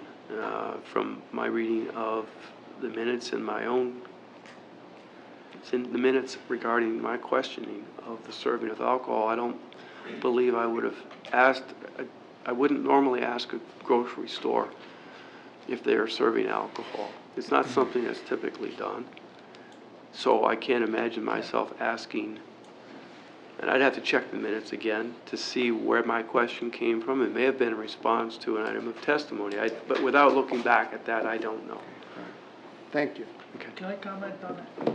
I would think, Mr. Farmasky, that Blaze is correct in the fact that throughout the 13 months, I understand all this took place, there really wasn't that kind of dialogue. And yet, when we had that on the 28th, or when we had our prior hearings, the gentleman that testified after the fact said, quote, he had a harebrained idea and decided, that what they like to put the consumption license there. So I would think you would be correct, if I'm not saying it right, but that he was not aware of anyone really looking for that type of an operation of a consumption license. Well, I think obviously there's been somewhat of a change since the approval in the nature of alcoholic serving, particularly the oyster bar and the apparently the bistro area, now serving alcohol, which wasn't before. So, but again, without doing a detailed search, which I did not do for this meeting, as to what was said and not said at the hearing. I know I looked at the minutes. I looked at my report that I prepared for the board on the application. My report said nothing about alcohol in it. The resolution says nothing about alcohol in it, but the minutes do. And without understanding where that line of questions and answers came from, it's hard for me to answer. That's all I can say. I'm just saying is it probably wouldn't appear out of nowhere. Very odd question to ask for a grocery store, since this is the first one I've ever seen that. Well, it's the first, well, it was the first one, and it was the first time I've heard that statement when a gentleman was here testifying for the consumption license, that they came up with this idea out of. I know, I took that to mean that the oyster bar myself, but I don't know. Well, the oyster bar was there, just the actual consumption itself. Well, the oyster bar was not on the site plan application. I know that. It was not on the floor plan. Then I guess it was. Ron, just one comment to Blaze before. Blaze, just in your defense, you said it 2 or 3 different times, and I understand it now. I understand why you didn't think that they'd be serving alcohol in a grocery store, because based on the testimony that we've heard, they don't do it anywhere in New Jersey. So for you to assume that they would probably not be consuming alcohol in this grocery store is a pretty safe assumption, because they don't do it anywhere else in New Jersey. So just in your defense and understanding your testimony. So the fact that we did go back and revisit it is, once I guess we realized it was it could be a probability. That's right. Is there a question? I didn't take that as a question. It wasn't a was question, it statement. was Okay, I just want to make capping sure it's off not my a question from before, Was it a- and understanding Blaze's answer that he gave 3 different times. We're into planning and zoning 101. I can see that. And while planning and zoning is critical to this case, I'm hearing through testimony, and by the way, as Deputy Mayor said, this was a lengthy case before the planning board, several years. It might be Over a year. correct in that, right? Very contentious and long case. I can't imagine that somewhere in the course of that case, that testimony would not have come up from the applicant on the matter of serving spirits and alcohol. It may have. It may have. Yes. That's not sufficient. Well, That's I not know, good. I wasn't expecting. There is and there tonight- isn't testimony to the fact that ShopRite wishes to dispense alcohol within the store. I did not do an in-depth review I did review the minutes, and I did find that, I have the excerpts from the minutes here that I could look at if you want me to right now, tell you where my questioning came from. But I didn't do a detailed, like, I didn't listen to the tape. My personal comment, I and didn't again, I'm at get a somewhat of a disadvantage, and by the way, this is a comment, in that I came in on this case in planning probably halfway through, change of administration, but nowhere in the time that I sat did I hear testimony regarding the serving of spirits, alcohol, etc., within the store. You just commented that there was not even comment regarding the oyster bar internally in the store. Is that correct? I'm looking at my minutes. The floor plans, the layouts didn't show an oyster bar. That provoked some There questions was no about how it oyster would be bar used. on the floor plan. Okay. But I'm reading from the minutes of November 22nd, 2011. But issues of parking, issues of it being a destination, et cetera, I appreciate all of that. But I think the feeling, Blaze, from we on the board, and it has nothing to do with your testimony in planning and zoning, is that the board has serious concerns, and it came up in testimony from the applicant here about this being unique within a grocery environment. I think had it been presented to the planning board at the time, I can't imagine the Hanover Township Planning Board not questioning and in depth, how this would be used in the store, and then finally recommending some manner within the store that it would be used in keeping with regulations, et cetera, et cetera, et cetera. But having said all of that, I think our primary concern here, and we probably will hear this at continuation with, I think, the chief's comments, is the safe, proper use within the grocery store environment. And I think that's what we'd like to separate out here. We could sit here and talk about planning and zoning for the rest of the evening. That's your... And Mayor, I think because we are going to come back and have the chief's testimony, and because the question's been raised, it's really one of fact, whether it was presented or not. I think what we ought to do is have Mr. King and Mr. Scrivo take a look at the record. Yeah. And just give us a determination whether it was or wasn't presented to the planning board, so that whatever decision you make, although it may not be a primary factor, it's still one that this governing body has asked about. So before the next hearing, I think it would be best if both parties had an opportunity to just address that fact. I don't think it would take much more testimony. Fully agree, that's fine. If there's an opportunity, we did set a limit of 9:30 this evening, and there's still a bit of time. I just have some Mr. King, do you want to open up a comment from the chief on this? Do you want to continue with the... We don't have the chief tonight, Mayor. I think Mr. Scrivo has some follow-up questions. Just a couple follow-up questions for Mr. Branchow based on the questions that have been... Now, Mr. Branchow, I think this all started, just so we talk about this issue of whether alcohol was going to be served or not. It started when Mr. King asked you to read page 11 of Judge Weisenbach's opinion. It said Mr. Pavis testified that liquor would not be served at the Bistro Cafe. That's what I read. That's what jump-started this whole discussion, right? Now, you've been questioned by 5 people after you've expressed your recollection as the planner that there was a discussion of the service of alcoholic beverages in the supermarket during the planning board hearings, right? Yes. Okay.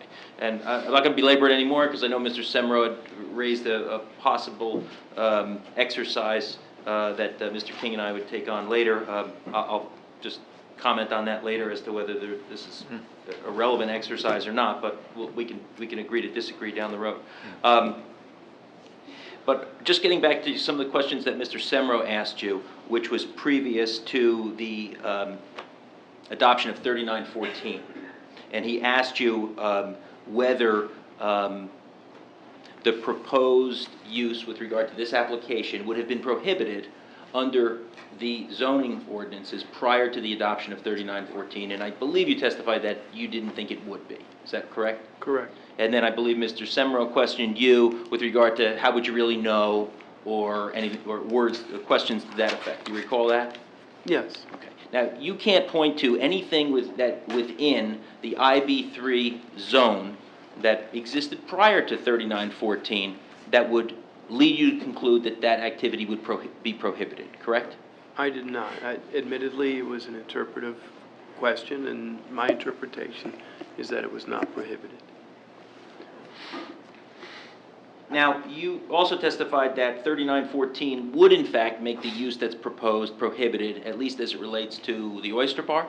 Well, I think the entire serving of alcohol, as I understand it to be, would be prohibited, but there might be an element of grandfathering if in fact it was placed on the record at the part of the site plan approval and it was approved by the board, then that would probably be grandfathered.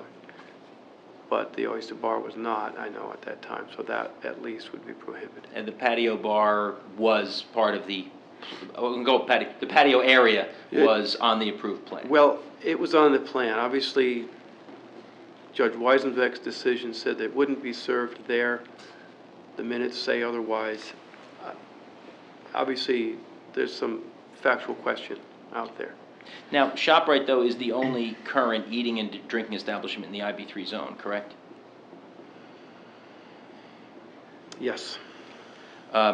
Now, if you, just following up on Mr. Semmler's questions, I 39... wouldn't call it an eating and drinking establishment per se. The only thing that could either That be- involves the consumption of food and beverages, yes. Yeah, it would be the only thing that comes close to involving Okay, food, yes. consumption of food, correct? Yeah. There are no other retail uses in the zone. No other retail uses, everything else is either industrial or vacant, correct? Or office, yeah. Or office. Now, in order to comply with 3914, would ShopRite have to close off the doors or any other area? They should have to erect walls, is that correct? Yeah, if, for example, ShopRite wished to serve alcoholic beverages in the bistro area, it would have to close the door separating that area from the main store. Then it would comply. And so the only access then would be from the outside, correct? Separate entrance, yes. Right. And so you would From the actually be creating a destination, right? I don't think he can answer. I think you can. I don't know that you would, or let's put it this way. I think that a destination, there's a lot more to whether a use is a destination or not than merely its access points. How it's marketed, how it's operated. People that go to the ShopRite supermarket or to the ShopRite shopping center could go there not as a destination just because they're shopping there. Just like a restaurant in a shopping center. Shopping centers typically involve multi-use stops where you're going shopping, you might as well get a cup of coffee or a bagel or whatever it is while you're out shopping. People do that all the time. That doesn't mean that they're going to that restaurant as a destination. They're just doing that while they're out shopping at the other stores in the center. And that was part of the whole testimony related to traffic, whether it's a supermarket or versus a shopping center, because obviously certain uses that are destinations generate more traffic than ones that have a different operational characteristic. So just because it has a separate door doesn't mean it's a destination. Did you say it would still be part of the shopping center? Yes. Similar to Pine Plaza, for that matter, correct? That you have that's a shopping center, correct? Yes. And it has a supermarket people there? People might go to a food establishment in Pine Plaza just to go to the food establishment. But they might also go to it because they're already at Farmtastic or the gym or whatever that's in that shopping center. And they say, while I'm here, I might as well grab a bite to eat. Right, So and there are two that is consumption not a licenses. destination. And So there are it's two some- consumption licenses in that Pine Plaza, correct? I don't know. Melting Pot has an alcohol, has a Maybe, consumption I'm license. not saying, I just don't know what the licenses are in the center. So, but as it relates to the ShopRite, let's just, have you been in the store? No, I have not. Okay. So, you understand, though, there are prepared foods that someone could get in, make a container of, and then go sit in the bistro area similar to, you've been in supermarkets that have that, I've been in supermarkets where there's a salad bar or there's a deli or something like that where you can get prepared foods. so as it relates to what you are proposing under 3914, in order to come into compliance, do you have an understanding of whether someone who was at the salad bar getting a prepared food and then wanted to go into the bistro area would then have to exit this outdoor of the supermarket and then walk back into it through that patio area? Is that your understanding of how it would then comply with 3914? Yes. Okay. We comply to open to the public or? One more question. I'm sorry.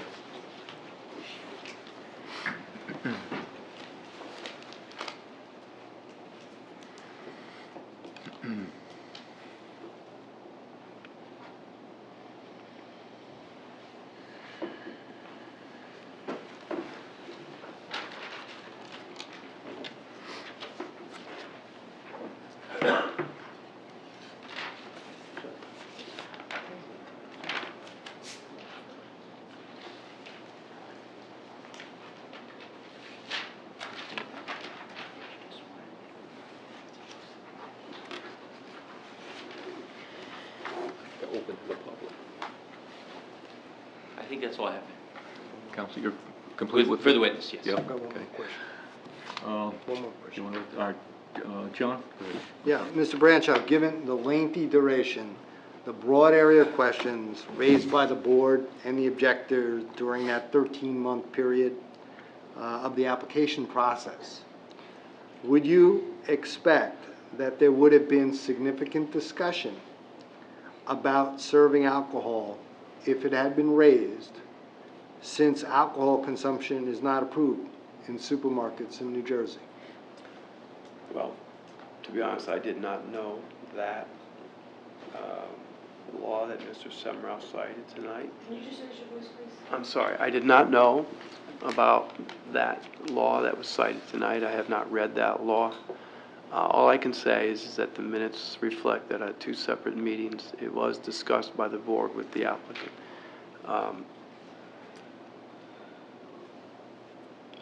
No, my question relates to the fact that, knowing the nature of the board and the objector, and given the significant duration, the broad area of questioning, if the discussion of alcohol consumption had been raised during those planning board sessions, would you believe that that would have necessitated a significant discussion within the approval process? I think it would have I don't know how significant it is, but yes, I think it would have necessitated a fair amount of discussion. Thank you.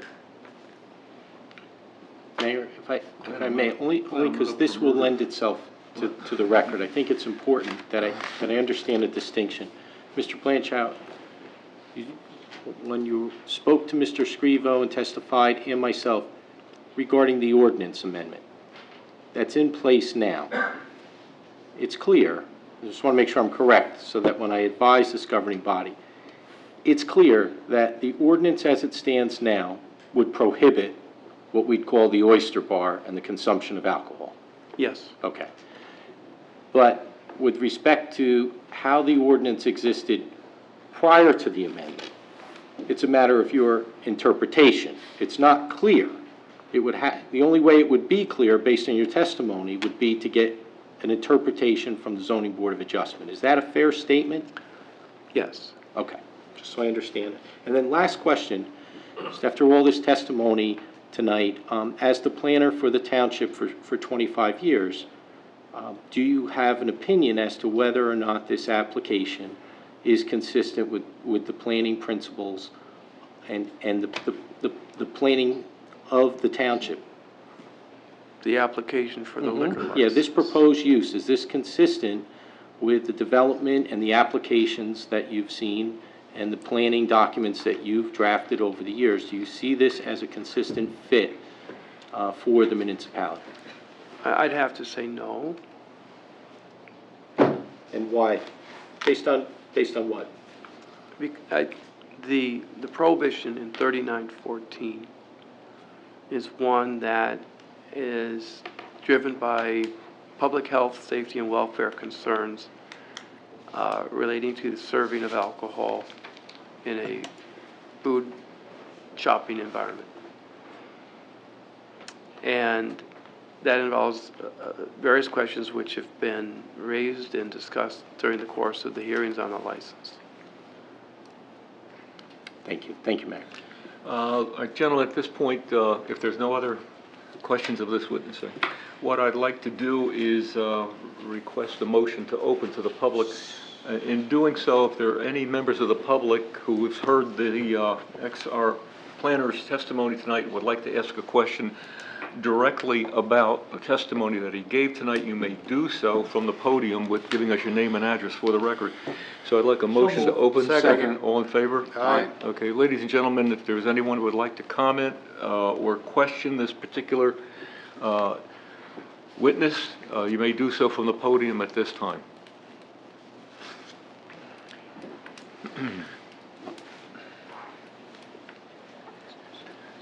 Bill Keener, 26 Hamilton. Bill, 1 second. Keener. For the stenographer. Keener. Kuehner. Okay? Okay. With the discussion of parking, that the planner indicated there would be variations based on whether a person is shopping or versus a person that went in for a meal or for a group that went in for a meal.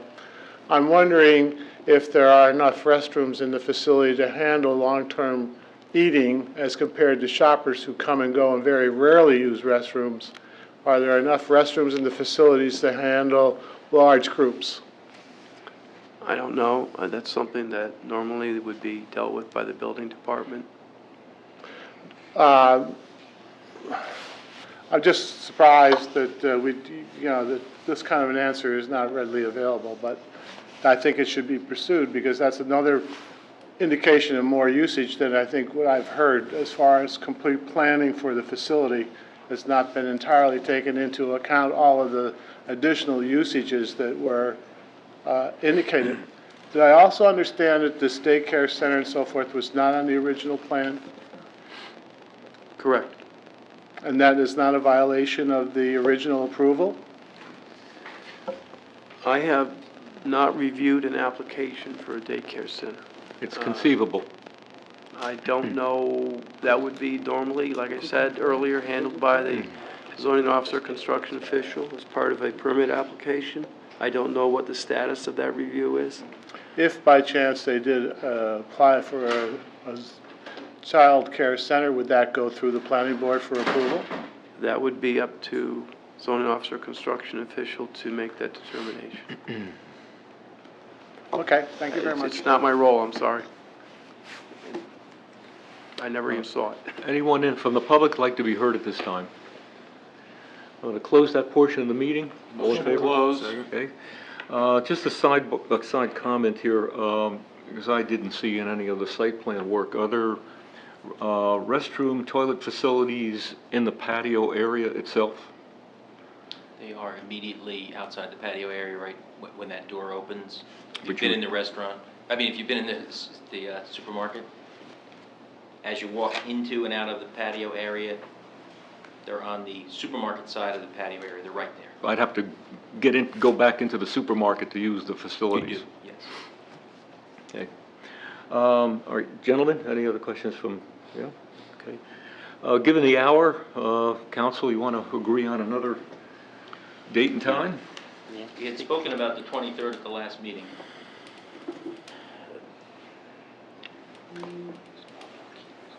Want to continue with that? Is Yeah, that it? I Yeah? believe Mr. King indicated. Is the same hour appropriate for everybody? Same hour good, 7:30? You're going to have Chief Gallagher, correct? Yes, I just Okay. need Chief Gallagher. Yeah. So on his availability, Yeah. again, I know that he may have some surgery. I don't know how that's going to affect his availability, but if he is, I'll make myself available. Okay. And I think at this point, perhaps you want to just reserve whether or not you bring back this witness, and same goes because of the fact that we want to get those answers as to the planning board, just factual answers about the types of uses, as well as information that was asked with respect to the servicing of alcohol. So I think. I think Mr. Semmer had mentioned that we review the minutes of the planning board as it relates to questions about alcohol consumption, those types of issues. And I'll contact Mr. Screever. That's great. Yeah, if they could be provided copies of those minutes, if they are specific to that dialogue on the subject of serving spirits, they could be provided to members of the Township Committee, that would be helpful. Okay. All right, having no further action before us on this, I'm going to ask to adjourn on this hearing till that date, right? Yeah. And I mean, Mayor, for the record, I don't know how much faster this governing body can go, because I know the applicant wants us to continue to proceed, but, it's taken up considerable time, and I think the governing body has done all it could. Now you're scheduling this at consecutive meetings, so just for the record, I just think it's important to note that. Thank you, Fred. Okay, all right, gentlemen. You want to continue with the public portion of the meeting? Regular agenda? Yeah, okay. Yeah. So moved. So from the podium, giving us your name and address for the record.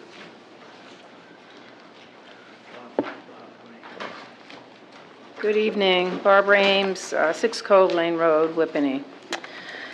I wanted to apprise the board that a couple of days ago, we got a copy of a document that's put together by Together North Jersey. This is the document, it's about 150-page long. It's a result of a grant given to the state of New Jersey by HUD, federal agency, about a year ago, to develop a planning document across 14 counties in North Jersey. And I attended one of those hearings. It was a visioning meeting.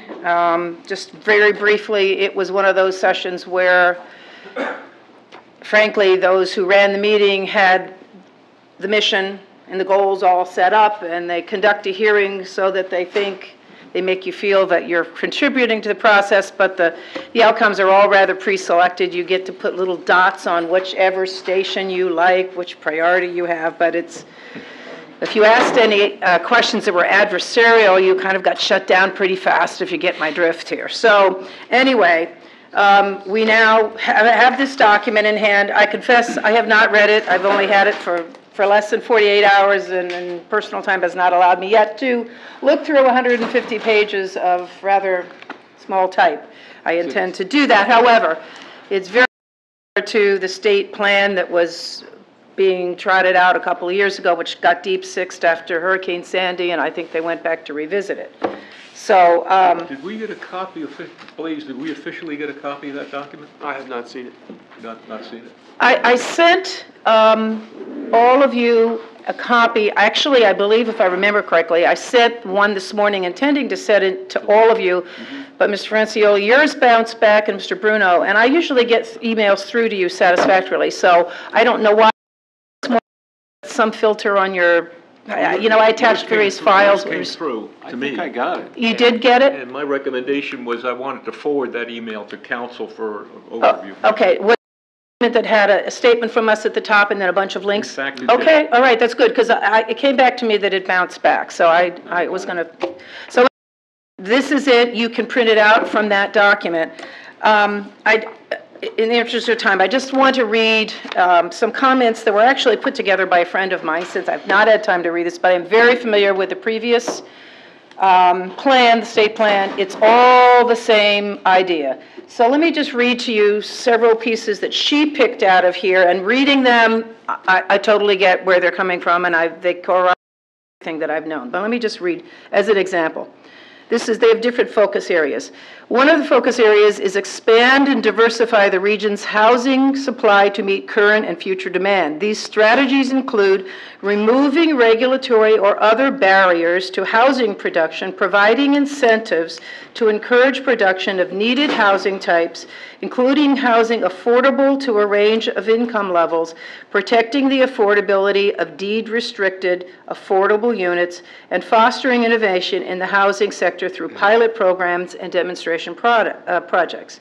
Strategy 2, target financial and other incentives to increase production of housing options not well supplied in the region. Strategy 3, increase the supply of housing affordable to a range of household sizes and incomes, especially in areas that are well served by public transit. Municipalities should change local ordinances to require that all new housing developments constructed in locations served by or planned to be served by public transit include a minimum of 20% affordable units and take steps necessary to comply with their obligations under the Fair Housing Act. The legislature should amend the municipal land use law to identify new housing developments that include at least 40% affordable units as an inherently better use that fundamentally serves the public good and promotes the general welfare. We know what those terms mean. Finally, municipalities should use a wide range of tools and incentives to encourage developers to build affordable housing, including land banking, relief from parking requirements in transit accessible locations, expedited review, fee waivers, and tax credits. Focus Area 9, create a system of public education that prepares all students for the 21st century economy. Strategy 3, improve access for pre-K and early childhood education. Funding pre-K education for all low-income students in the region, as mandated by the School Funding Reform Act, would contribute significantly to reducing the region's performance disparities between districts. So if you read that, if we increase affordable housing, we're going to have more children who follow into that category, so we're going to have to provide pre-K funding. Transition to a clean energy economy. New Jersey's Global Warming Response Act sets a goal of 80% CO2 reduction by 2050. Barb, I'm going to ask you to try and Yeah, okay. get, I don't want to pull a freeholder. Yeah, I know. I'm not going to pull a freeholder on you, but Yeah. I do want you to get to Thank the... you. All right. Improve stewardship of natural lands, agricultural lands. I got two sides of an agenda, and the last meeting, we went home at 2 in the morning, so I'm trying to be sympathetic to my committee. Okay. Let me read you this last portion. Regarding councils, our region should also include a Futures Council, an independent nonprofit organization dedicated to studying and improving the region's long-term economic competitiveness. This council should employ a professional staff and be guided by prominent North Jersey private sector and institutional leaders to promote regional planning and coordination and fair housing policy. Our region should explore the creation of a North Jersey Fair Housing Council, similar to those that exist in other regions. Such a council could help to coordinate fair housing assessments, support investigations of housing discrimination complaints, examine enforcement of fair housing laws, and help coordinate regional initiatives such as mobility counseling and efforts to enhance voucher portability. So, I mean, you get the drift of this. Oh, yeah. So, It sounds like a nice extension of Phase 3 COA, but go ahead. well, it is. It is. So at last night's freeholder meeting, I was successful. We've been kind of ringing the bell about this for a while, but I guess it helps to actually see it in black and white and have the report in front of you. And I'm pleased to report that I think the freeholder board, well, I know they were drafting today a letter to send to North Jersey Together, I guess, to express concern and to state that they would not go along with any policies being forced on the county, and also forced to pay any costs related to the creation of these policies. So that's the good news. And I don't know, this testimony is due, if you wish to comment, by Monday. I don't know how long this has been out, I just got it 2 days ago. So if you were inclined to want to make a statement, you have until Monday to make some sort of a statement. And I have this document, if it would help for you to look at it, you could get it back to me. Well, I would like our planner to have that document, and I can't understand why the township officially didn't get these documents, or any other municipality for that matter. Well, that's interesting. Were you notified that this plan was out? No. We got no official notifications. That's interesting. It strikes me that someone's trying to work in a very expeditious manner. I think we would have a position on that, there's no doubt in my mind about that. But I think we'd want to give, in a short period of time, a cursory review of the document in order to prepare something, and then see who the proper agency is to receive such a document. Well, I'd be glad to, this is our copy, but I could probably be deprived of reading it for the next couple of days. If you would like to take it, we printed it out the other day, it'll cost you about $40 in ink, there's all these glossy pictures and everything. But if you would like it to borrow it for a couple of days, I'd be glad to lend it, and then you could... Blaze would like to take that and take a look through. It's going to be, well, it's probably going to be a document, Blaze, that you're going to be seeing in a lot of other municipalities. I'm sorry? I say, if you'd like to see what this, take Oh, absolutely like to see it. I think getting a response by Monday is going to be...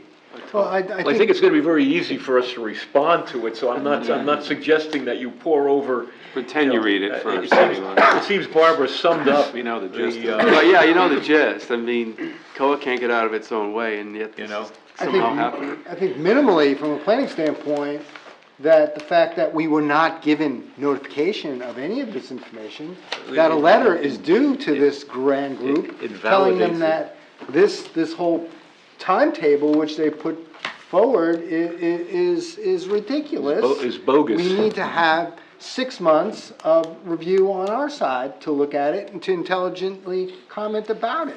I think it's ridiculous for some master plan from North Jersey together come in to influence the future of little old Morris County or Hanover Township, and we need to take the advantage in terms of expressing our perspective on it. So I minimally see a letter going out saying, failure to notify us of this, we're interested in reviewing this document. We need 6 months. Additional time. 6 months Right. to comment.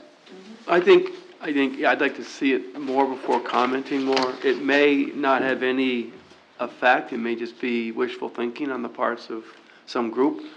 I mean, my inclination is that the state is not only doing nothing, the state appears to be doing everything possible within its power to not do anything. So this strikes me as sort of incongruous with what both the governor and COA and the legislature have been doing in regarding to affordable housing, which is zero over the last 5 years. So to hear this now, right after a Supreme Court ruling says the state hasn't been doing anything on this, seems strange. Well, this was funded, you remember, about 3 years ago. I understand And that. so our tax monies have been going to pay lots of folks to write all of this stuff, regardless of the political or whatever climate.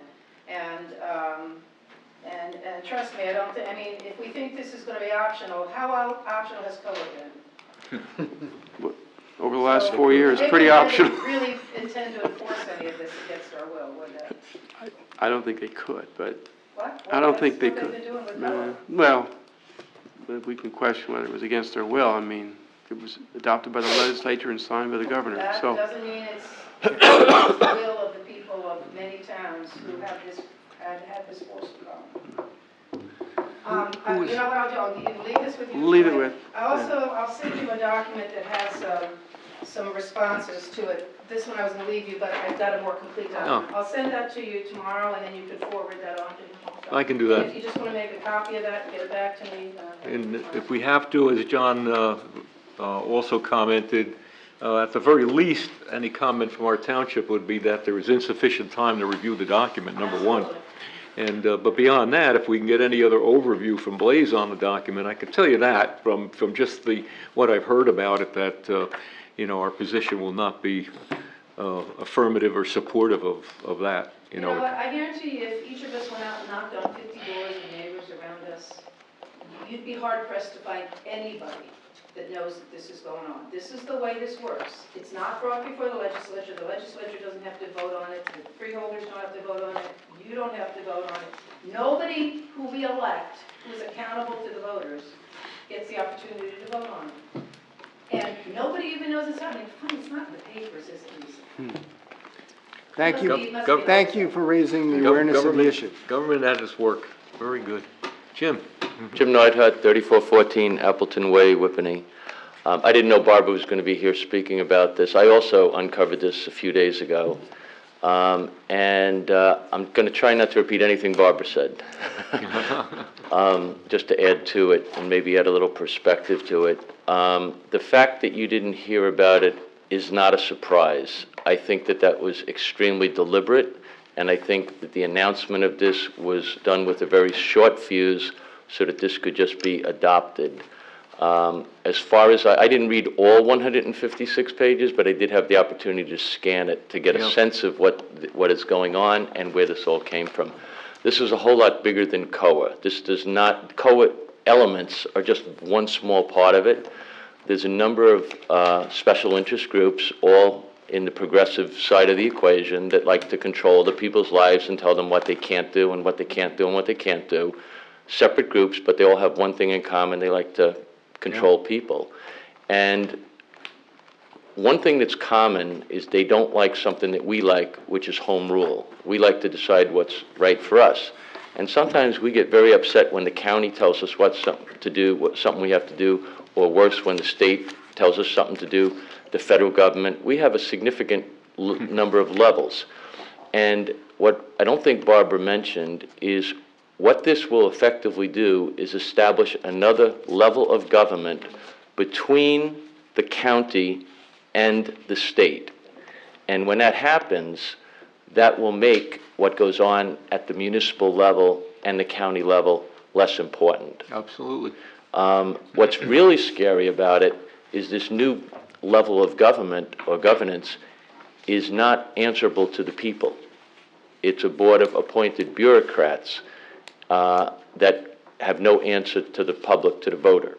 So they pretty much can do whatever they want while they're in their particular position. The groups that are driving this, these progressive, liberal progressive groups, are the people that get to appoint who's on these councils.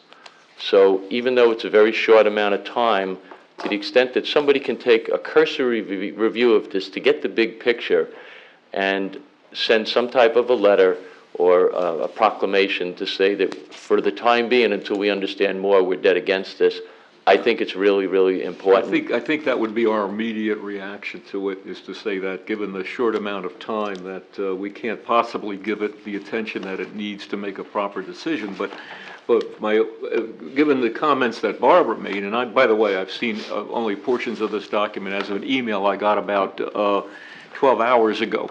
So, given that, like I say, I can confidently say that if it's everything that has been spoken about here tonight, it is definitely an erosion of home rule at its finest. Yes. That Hanover would take a very hard line against. And it's all related to planning and zoning and all that. They want to stack, they want condensed, they want to keep all the trees and not have any development and keep everybody real stacked, real close together. If you think the 815 and the 810, these people want it tighter and higher and closer, and lots of, everything in between.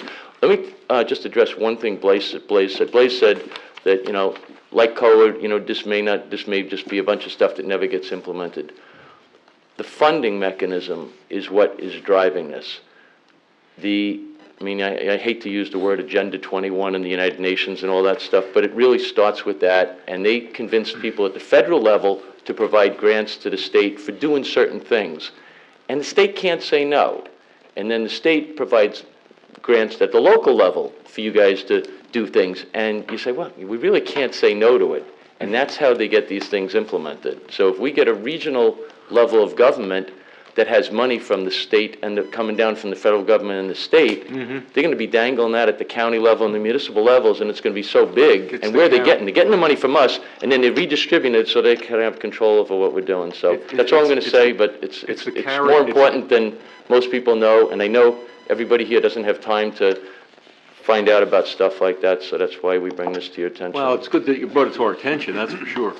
I'm trying to find, Barbara, in the document you gave me, that talks about the deadline for comments, or even who to comment to. Well, in the interest of... The steering committee, Kathy We're going to be here all night. is one of the people on the steering committee, Yeah, and the director of planning, who's the... Dean O'Leary? Dean O'Leary, Can you at the county send level. Joe or me an Yeah, email I about think it that? might also be appropriate to send something Together North Jersey also, and I just included in the clip to the link to you this morning, a link to their contact page. And I know it may not be the best place, but you know what, tomorrow I can make a call and find out the best place, because I'm not sure that it's in there either, or that I've seen it. Yeah, I don't see anything in here about a Yeah. hearing, about a comment period, or anything. Yes. I don't know how you'd write a letter without that information. Yeah. And the counties and the municipalities, it says in there that they were supposed to be given opportunity to comment on this, so the fact that you didn't get it is a violation of what they said they were going to There do. is some time period for comment? This doesn't, April 13th, this Monday, is the deadline for all comments to be submitted. It might have been out longer than that, I just know I got it a couple of days ago. Okay. And I actually get their mailings, so I haven't seen it prior. It's something funny going on, funny business. Thank you. Well, thank you, appreciate that. All right, Blaise, you've got, Barbara, he'll well, get that back to you. once I get that information, I can look at more. I mean, there's a lot to go through here, but I get the general gist of it. All right, the floor is still open if anyone from the public would like to be heard. Hearing none? Motion to close? Seeing none? Oh, I'm sorry, gentlemen. Pete Kethins, 54 Woodland Ave. Just following up with you guys in reference to the Ukrainian church and what's going on. I consulted with an attorney, and to move forward, I gotta plop down 12 grand. And I really don't feel like doing it. But we came here in November, and it did stop for 5 or 6 weekends, and it was nothing. And then we had 2 nights in a row, and I got nothing but resistance from the police department, and they told me, there's nothing they can do, their hands are tied. And how are their hands tied at 10 after 1 in the morning when there's music playing? How is it possible that they can't tell them that they need to turn the music down? Or even at 11:05 or at 12:07 or at 12:31? How is it the police department can't tell them to turn the music down? And additionally, how are they allowed to do this stuff? Because when we had originally spoke about this, your exact words were that these parties were to be adjunct to the church and not for outside people. Now, Mr. Giorgio, who has been extremely helpful in this situation, more so with calming my wife down than anything.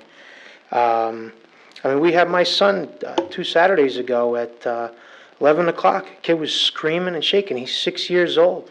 Daddy, are the police going to arrest you? They're going to take you away in the police car. I said, Petey, why would you say that? Well, the police officer said that when he was here a couple of months ago. He said, do you want to go for a ride in the police car? Maybe you should shut your mouth. So, my 6-year-old son should not be... I have to take that comment for the record as hearsay, but go ahead. Well, whatever. Right. The fact that my son is very, very affected by this, and my wife has spoken to Mr. Giorgio, and I believe Mr. Giorgio believes that she didn't call him to waste her time and tell her that, this is really having an effect on our lives. It's been the subject of discussion between members of the Township Committee for some time, probably, I think there was a meeting that took place between church officials and the administrator, et cetera. Mr. and Mrs. Gethens was there on December 4th. Right. And, I made it very clear to the church that they had to cooperate. And I think for a while, Mr. Gethens, they did. But then in December, late December, and again, I guess last week. It was the end of March. And the end of March, right. The music was very loud. It was supposed to stop at 1 o'clock. They also promised that they would stop moving recyclables at 2 o'clock in the morning, and I don't know if that happened. And additionally, loading DJ equipment. And I have video of them loading a trailer at 20 after 2 in the morning and I did with receive speakers. a letter from their attorney pledging cooperation, but apparently, based on what Mr. Gethens represents, they have not done so. And Mr. Gethens represented to the Township Committee, after I spoke to your wife and yourself, that my recommendation was, I think the mayor now and another member of the Township Committee need to speak with the officials of the church so that we can resolve this quickly. Now, something that was brought up, or a comment that was made in the meeting from Mark from the church, his suggestion was, and Mr. Giorgio can back this up, was that maybe I should sell my house and the problem will go away. Okay, that was in front of me. That's not hearsay, that is a fact. Okay, so that's what we're dealing with here. It's a very contentious situation. I'm sure a lot of comments between the neighbors and the church go back and forth. Mike Mahalko has called the police and complained. His house is 1,800 feet away. Right. And he hears it just as much. I think at this particular point, it's on our township agenda for this evening's discussion. There are aspects of this that I'll take up with the Township Committee, regarding the township's enforcement aspects of this thing. I want more information from our departments and our officials as to what's going on there or what has not been going on there. I've been on the site myself. I've gone to the back. I've seen where the dumpsters are exposed, et cetera. They should all be enclosed, and the soundproofing aspects where the dumpsters should have been taken care of. Would that be a violation? It would be a violation of the sound ordinance, and we're going to do something about that. So your next question is, what are you going to do about that? I have to take this up with our Director of Public Safety. It may involve some aspects of sound monitoring, et cetera. I'd rather not go into it, in an open session. It's more of a legal aspect at this point. But I can tell you affirmatively, it is on our agenda for tonight. It will be discussed in depth. And it's not something that we committeemen take lightly. We appreciate the fact that your family is entitled to its peace and tranquility at all hours of the night. It shouldn't be disturbed at all. We're going to do our very best to find out why certain things are not happening. The best answer I can give you at this particular point, until we discuss it further, the administrator will be glad to get back to you with the results of that discussion and let you know precisely what's going to happen next. But it's not something we're going to push aside. It's not something we're taking lightly. We understand it. I apologize if your children are intimidated in any way, by our police showing up. I asked my own question as to why, under a complaint, why the police show up at your home and not where the complaint's taking place. But those are questions I have that I'll get. Well, they asked me, would you like an officer to come by? And I mean, now we've obviously decided that, when I call, I say, please don't come to my house. There should be some procedure and protocol where the protection of yourself and confidentiality, et cetera, is involved, and you should not have to be directly brought into a complaint like that. So I mean, we'll take that into account. we're coming up on 90 complaints here. I mean, this isn't 3 or 4, Oh, the other thing I wanted to mention to you is and I just happened to be thumbing through NewJersey.com earlier, and there is a situation on there with a bar. It happens to be a go-go bar in Weehawken. But with that being said, there would be a certain expectation of usage and noise, et cetera, that's generated from a go-go bar or from a nightclub facility in the Weehawken area, which is, a city area. And the town closed them down for 100 days because of, and if you read the article, it talks about loud DJs, fights in the parking lot. Sounds familiar, doesn't it? So. I would say that this church hall was not created to be of such a public entity like a regular club, et cetera, et cetera. It was to be associated with the Ukrainian church for their religious order, et cetera, and for events that would be related to that. We have to discuss this further and see what limits. And the meeting we had in December, the priest had said, and he said, I'm up to here and $4 million worth of mortgages. I have no choice but to rent this place out to whoever give me money. Those were his words. That's not your concern or mine. Yeah, but it's affecting my quality of life. That's what's our concern. It's not an economic concern to us what his issues are or how he has to fund his church. He elected to do that, et cetera. But if the Ukrainian church is having a Latino club dance party on a Saturday night, how many Latino Ukrainians are there, number one, and how many Latinos do we have in the township that have a driver's license? We have plenty of them that walk up and down Route 10 here, but how many of them have a driver's license that could make it over there? Is it going to be 130 Latinos in Whippany going there on Saturday night? I can't comment on that at all. Okay, well, I'm just throwing it out there. I understand. Mayor, I just want to mention, Mr. Gevins, that as the town attorney, this issue's now been brought to my attention because the administration, maybe like yourself, thought this was going to be resolved in December. I'm not going to say anything that there's any kind of violations at this point. I don't want, maybe another property owner like the entity you're mentioning that says we're prejudging anything. But the bottom line is I received calls from the members of this township committee. I received emails from the administration saying now we need to take a different look to see what we could do to address this concern. Well, I that we have. appreciate it. So I just want you to know that I actually received calls to say, Fred, got to take a look at this.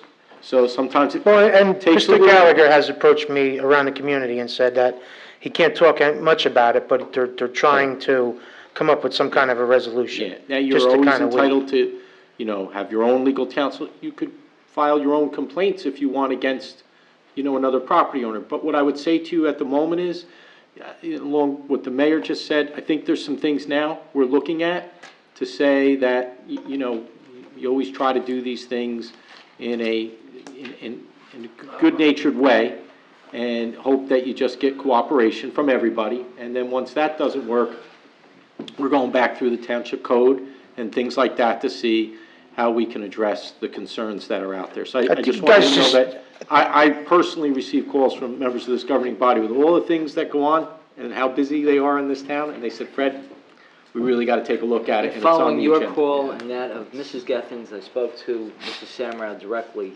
about this issue, so he's been fully apprised. Yeah. Mayor, can I say one word to Mr. Gethens? Yes, certainly. Pete, like the mayor has said and Fred has said, we've been spending a lot of time lately on this. And like I told you, I can't get into very much detail with you, but I want you to know that these complaints are not falling on deaf ears. We're concerned, we want to do the right thing, and we understand your concerns, and there are concerns too. So I just want you to know, leaving here tonight, the mayor couldn't have been more honest, and Fred, we have been talking about this quite a bit. And we are looking at everything we can do. Fred already has a little bit of a plan worked out, and hopefully it gets better, but we're gonna give it everything we got. I guess a really big concern is when these houses are completed behind there. Is there 17 or 18 houses? 16. 16? I mean, you got to figure 2 or 3 of them are going to probably complain. But I mean, I don't know. I can't speak for them. But I don't know. It's getting old. This isn't 1 or 2 years. This is going on 7 years. And it's when it starts to affect my kids, that's not fair. Well, I tell you, we're going to do our utmost to see what we can do to remedy the situation for all parties. We're going to, it is on our discussion. We will be going into conference session shortly, and it's a point of our discussion. If it gets into legal aspects, the administrator will be limited to what he can tell you that we're going to do, but he will share with you what actions we can take. And but I assure you, there will be some actions taken after we get done with our discussion. We don't want you to have to live in an environment like that, and we don't want the church to constantly be accused of being the offender either. If this is something that we find that has a pattern with them, or that they're misusing the church hall in manners that are being reported to us, then it's our obligation to take charge and do something about it, and that's what we're going to. What can we do about it? That's the point of our discussion. That's what we're going to say. We're going to try and help you. Okay. Thank you, sir. Can I make one real quick comment? Sure. You take a comment about ShopRite, or is that closed down? Oh, go ahead. Who in their right mind is going to go in there and have a martini while they're shopping? Now, if I could answer that tonight for you, they'd probably throw me out, because I would. Hi, Mrs. Smith, I'm here in ShopRite having a martini. Well, really? There are pros and cons, and that's why you have these hearings. But it's very unusual, and they said it's unusual, and they know they're going to be unique in the state in doing this. But I think the Township Committee, I think you heard the committee, and the committee's concerns are how much of this was divulged through the planning board and to the township in the process of their planning application, and we'll sort that out and find out. But the bottom line is this body, this governmental body here, has to make a decision as to whether or not they feel it's appropriate for the serving of alcohol and spirits in a grocery store environment where you go with your children and shop. And I think ShopRite also knows that there are pluses and minuses to what they're suggesting. There are going to be some customers that openly have said to me they won't shop there anymore, and there's other customers that say, you know what, I'd love to have a glass of wine and relax after I do my show, that's fine. But that's why we have hearings, you know? You know, my wife brought up it's kind of a out there comment, but when I was leaving the house to come here, and she said, you know, what's going to happen when you have a woman or a man that has a substance problem, drinking problem, drug problem, whatever, and they drop the kids off in that daycare, and they go sit at the bar for an hour. Nobody knows where they were shopping or they were at the bar, and they go grab the kids and off they go. So, I mean, they could go and do it anywhere, but it's just that much more convenient. I know it's a crazy way of thinking. Maybe it ran through somebody's mind on the board here, but I don't know. I don't understand the concept. I'm sure these gentlemen will sort it out. Yeah. Thanks again for your time, guys. Thank you for your time. Anyone else like to be heard at this time? No. Hearing none, motion to close? Second.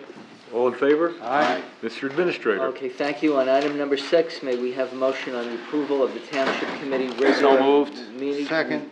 Motion, all in favor? Aye. On item number 7, this is ordinance number 12-15, would amend and supplement section 125-5, entitled Code Enforcement Fees under Chapter 125 of the Code of the Township, with the inclusion of an entirely new fee schedule for the building department. The ordinance will be further considered for a public hearing and final passage at the Township Committee meeting on the 23rd of April at 8:30 p.m. Well, actually, it'll have to be after 8:30 p.m. because we have the liquor license application continuation soon thereafter. And the notice of the introduction and the ordinance itself will be published in the Daily Record in accordance with law. May we have a motion for introduction? So moved. So moved by Mr. Second. Bruno, seconded by Mr. Gallagher. On roll call for introduction. Mr. Gallagher. Aye. Mr. Faramasca. Aye. Mr. Bruno. Aye. Mr. Capola. Aye. And Mr. Francioli. Aye.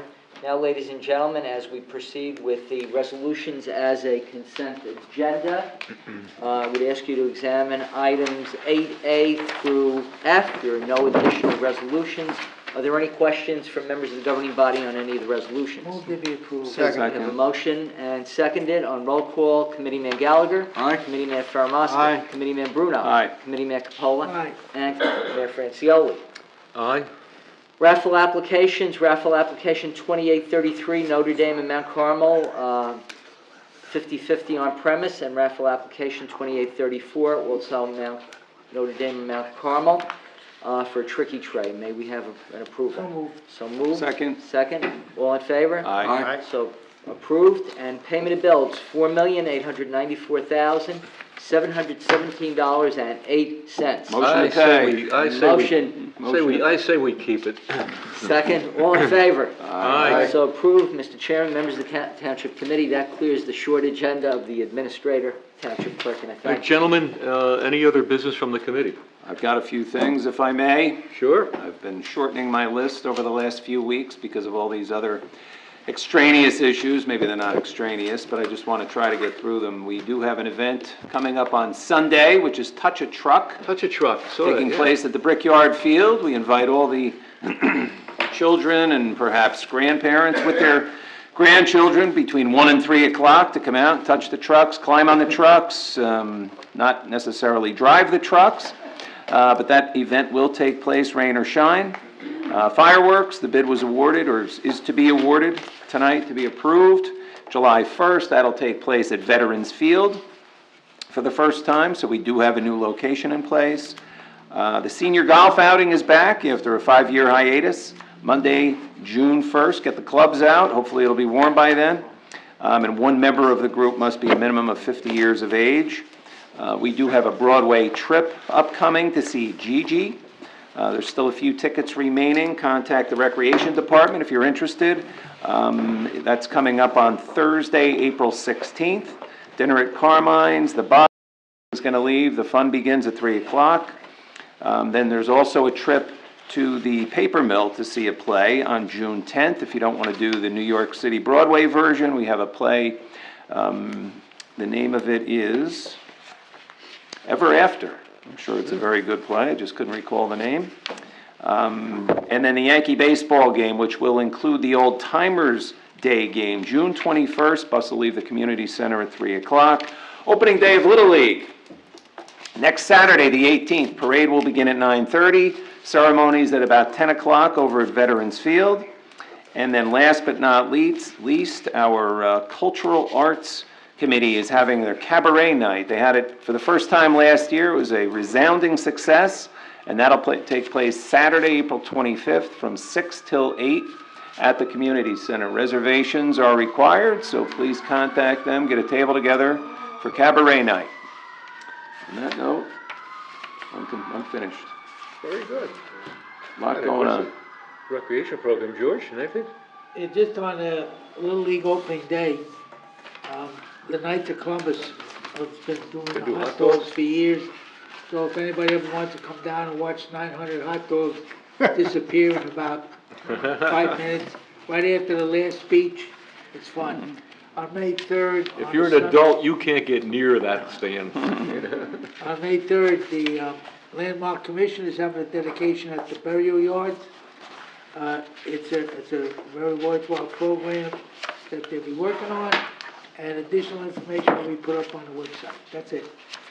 Very good. Mayor, real quick? Yeah, sure. Art? You know, Hey? there's so much that they do at our Department of Public Works that, in talking to Brian Ferran, I decided that I would just feature 2 or 3 things at each meeting. The one thing that I realized this week is, with my job, I'm in sometimes 5 or 6 towns a week, 5 or 6 towns a day. And I said to Brian Ferran, Brian, why are there cones on so many sewers, rain sewers, and why are so many rain sewers collapsed? Because we're seeing that all over Morris County. And Brian said, because the cinder block rots from all the salt. And I said, why don't we have that problem in Hanover Township? And I'm very thankful that we don't. And he said, in the last few years, we replaced every one of them. That's another thing that the DPW does that most people don't realize. So as something, they do preventative maintenance, they fix it as it goes bad, and right now we're ahead of the game in that department, and most people don't think very much about rain sewers. I also want to report that all the salt and all the sand and anything else on the sides of the road has basically been getting removed every day by our street sweepers. Yeah. Our streets are in really good shape, which is going to mean a lot for our kids and families walking, kids on skateboards, riding bikes, any other recreational activity around our streets. They're a lot safer because of our guys at the DPW. And the last thing I'll say tonight, and I'll continue every 2 weeks, is that working with Bob, our fields are all ready to go. Our baseball fields look great. They're ready to go. The guys are on them all the time. The grass looks good. Now we just need it to warm up a little bit, Bob, and then we'll be in good shape. Got our fingers crossed, right? It'll be any day now. There you go. There That's you go. it, Mayor. Yeah, very good. Hey, thanks for that, Ace. John, do you have anything, or you want to? No, good. You good? I just want to piggyback on something that Ace said, and it's very important. We're all getting phone calls about the condition of the streets in Hanover Township. It's been a terrible winter. It's taking its toll as things begin to thaw. Streets are being undermined. Roads are in desperate need of care, and we're trying to get to them as fast as we possibly can. Major intersections that we've gotten out to, we've done patches. We are going to have to contract out for a lot of work. Township Committee is going to talk about this a little bit more tonight, but not unlike any other municipality, we've got a great deal of damage. I know that we're trying to stay on top of it to keep the roads safe, at least for temporary patches, potholes of that nature. Where it's greater work, we're going to have to be contracting out, have pieces of streets absolutely removed and replaced that we've done along the way. But we're on top of it. It's unfortunate these things do take a little time, so we're just hoping the public will be considerate, work with us. We're going to make Hanover Township, we're going to put Hanover Township back together again, that's for sure, on the road. So having said that, I just want to know, we know streets have to be fixed. Health Department want me to bring something to your attention very quickly. The second and fourth Wednesdays of every month is something called Brown Bag Day. No, it doesn't mean bring your lunch. Doesn't mean bring your lunch. It means if you've got medications at home, many medications at home, put them all in a brown bag, bring them into our health department, they're gonna review them for you. What we're finding out now is that many people who are going to various different physicians and getting medications, there are duplications in the medications that you should know about through generic names, et cetera, and we'll identify that for you. You may be taking one medication for heart, you may be taking another medication for a blood thinner, et cetera, that duplicate themselves in their ingredients in the medication. You want to know that, and you want your pharmacist to know that, and your pharmacist will know. So in any event, if you do have drugs at home, medications at home that you're not sure about, you want to learn more about them, second and fourth Wednesday, here at Town Hall, Health Department, help you sort it out. Anything else from the committee? Hearing none? All right, then I'm going to motion we open the floor once again. So moved. Moved and second, all in favor? Aye. Okay, here we go. Real quick, Jim Neidhart, 3414 Whippany, New Jersey. When I was at a county meeting of the freeholders a couple weeks ago, some member of the public who's an expert on this particular thing got up and spoke about the fixing of potholes. Apparently, you may be aware of this, but there's some new technology that some towns have been experimenting, like we experimented with the one-armed trucks. Oh, yeah. I think it involves lasers. Really? And some type of a liquid. And you can Google it, new method of filling potholes economically or something like that. Wow. But it's definitely on the county record from 2 meetings ago, I think that was? 3 meetings ago, 2 or 3 meetings ago. And the fellow talking sounded like an expert, and he was talking about, where they basically just pull the truck up near the hole, they spray this stuff, it's an asphalt and hot tar mixture. They just kind of spray it out there and then seal it like with a heat seal or a laser or something and move on to the next hole. It's cured by laser or no? I don't know if it was laser. I don't It was some technology that is something new. Like, remember how we decided to mix the salt with some wet solution and it made it more effective? It's something like that. Wow. That you just spray it. You don't have to have men get out and shovel the stuff. And then pound it. And pound it and then roll over it with a steamroller. What, Tom? Maybe that's something you take up with Brian. It's a quick seal type of technology that makes it infinitely faster from a labor standpoint. Yeah. And pretty economical from just squirting it out. So I don't know, I'm not an expert. Sounds pretty good. This gentleman talked about it. The county We'll look seemed into it, to be interested and look into it. We'll look into it. So I just figured I'd mention it. Thank you. Yeah, no, worth looking into. Thanks, Jim. Anyone else like to? Barbara Ames, Cove Lane. Just one other update on the freeholders. They, at the Improvement Authority, I don't know whether you're aware of this or not, at the Improvement Authority meeting they had last Wednesday, they accepted the resignation of Gable and Associates, the energy consultants, and also Steve Perlman, the attorney. And it was a very lengthy discussion, about an hour and a half, actually, where the public, which were about 8 of us from 2 counties, actually, were able to ask questions and get a lot of answers about it. They did present facts that put together, some facts actually in response to something that I had asked to try to determine where the money came from, where it was, how much was left, how much had been spent, et cetera. And the bottom line, I can share that document with you too, I can just send that to you, but the bottom line was that if we complete the remaining solar projects, which would, I guess, include potentially Hanover Township unless they don't, if we completed that, the deficit in the bonding, the cost of the debt payments for the bonds would be $6 million. If we don't complete the projects. Did you see that number? Go ahead. Is $21 million. $21 million, yep. Yeah. And I don't think that that's a total cost. That can't be a total cost where they originally authorized $34 million, they've spent 24, I believe. That's not 50% of 34. I'm not a math major, but I know that 24 isn't 50% of 34. And so we're only about halfway built out. So, and there were a lot of cost overruns and whatever. So they have that decision to make. But I'll be glad to forward you that document that's got some financial information on it. And they are seeking to replace those folks, and they need to make a decision. They are discussing a timeline for making a decision on whether they proceed with those remaining. They're also proceeding to explore whether they might have some company that could come in and buy. They don't want to be in the solar business, that could buy the panels and just manage it, buy it. So that's another option that they're exploring also. Thank you, Barbara. Mayor, can I just say one thing to Jim Neidhart? Jim, I just want you to know, once again, government at work here in Hanover Township. I just text Brian Ferran, and we will be talking about it tomorrow, and I will share the information immediately with the committee. Thank you. Isn't that great? Great, thank you. We got the administrator on texting now, so while I'm sitting at a Board of Health meeting at 10 o'clock at night, he's getting orders. Three times last night. 3 times. Oh, Joe, you're 3 texting now? times. Did I get this cleaned or what? Look at that. From a planning standpoint, Okay. Whippany Road, we're seeing Bayer do very well. We also have MetLife, which is underway at the suggestion of Mr. Coppola, who worked along with engineering and planning. Mr. Branchow, we are going to develop a series of exhibits that will be in Town Hall that will allow members of our public, if they want to see what that will actually look like when it's completed, with all the proper landscaping in place, we'd encourage people to come up, take a look at it, learn about what's going on within your town, which is a primary area of our town, Whippany Road. We want it to be an area that we can all feel proud of when it's completed. So I want to thank Mr. Coppola for working along with Mr. Branchow and Mr. Macera to make that happen, and you'll be seeing early next week those boards up in Town Hall. Yeah, it's not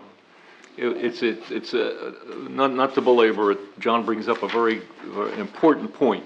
You know, we all want to move forward here in Hanover. We all want the best of the quality of the corporates that we've got coming into Hanover, and I don't think there's anybody disputing the caliber of corporates that we do have coming into town. But with it comes disruption, and I must tell you, personally, having gone out on that site many, many times, stood there, George and I were out there a couple of days ago trying to preserve the old pump house and the old stone areas there. But there are some ways we came up with that we might be able to do it. But meanwhile, it is an incredible amount of construction. The street is being widened, the telephone poles are being pulled back, berms are being put in, sidewalks and trails are going to be put in. And what we're looking at, you know, I described it last night at one of my departments. It's like in the middle of open heart surgery. It's god awful, and I agree. But the end result, and I think George had a wonderful suggestion. Let's get some renderings out there to the people. Let's see if we can get some in the weekly regional news. Jim will be happy to print the renderings as well, and tell people what's going on regarding it, so that they don't panic and you know, have all the issues and come forward here uninformed. So let's do that. Having said that, no further comment from the committee, no further comment from the public. Motion to close. So moved. Second. All in favor? Aye. Okay, we're adjourned. Very good, thank you all. Hey, Jim?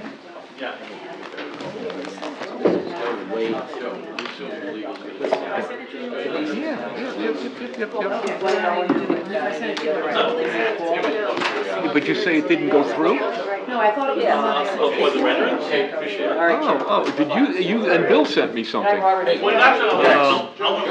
Good information. Send it to me as soon as you...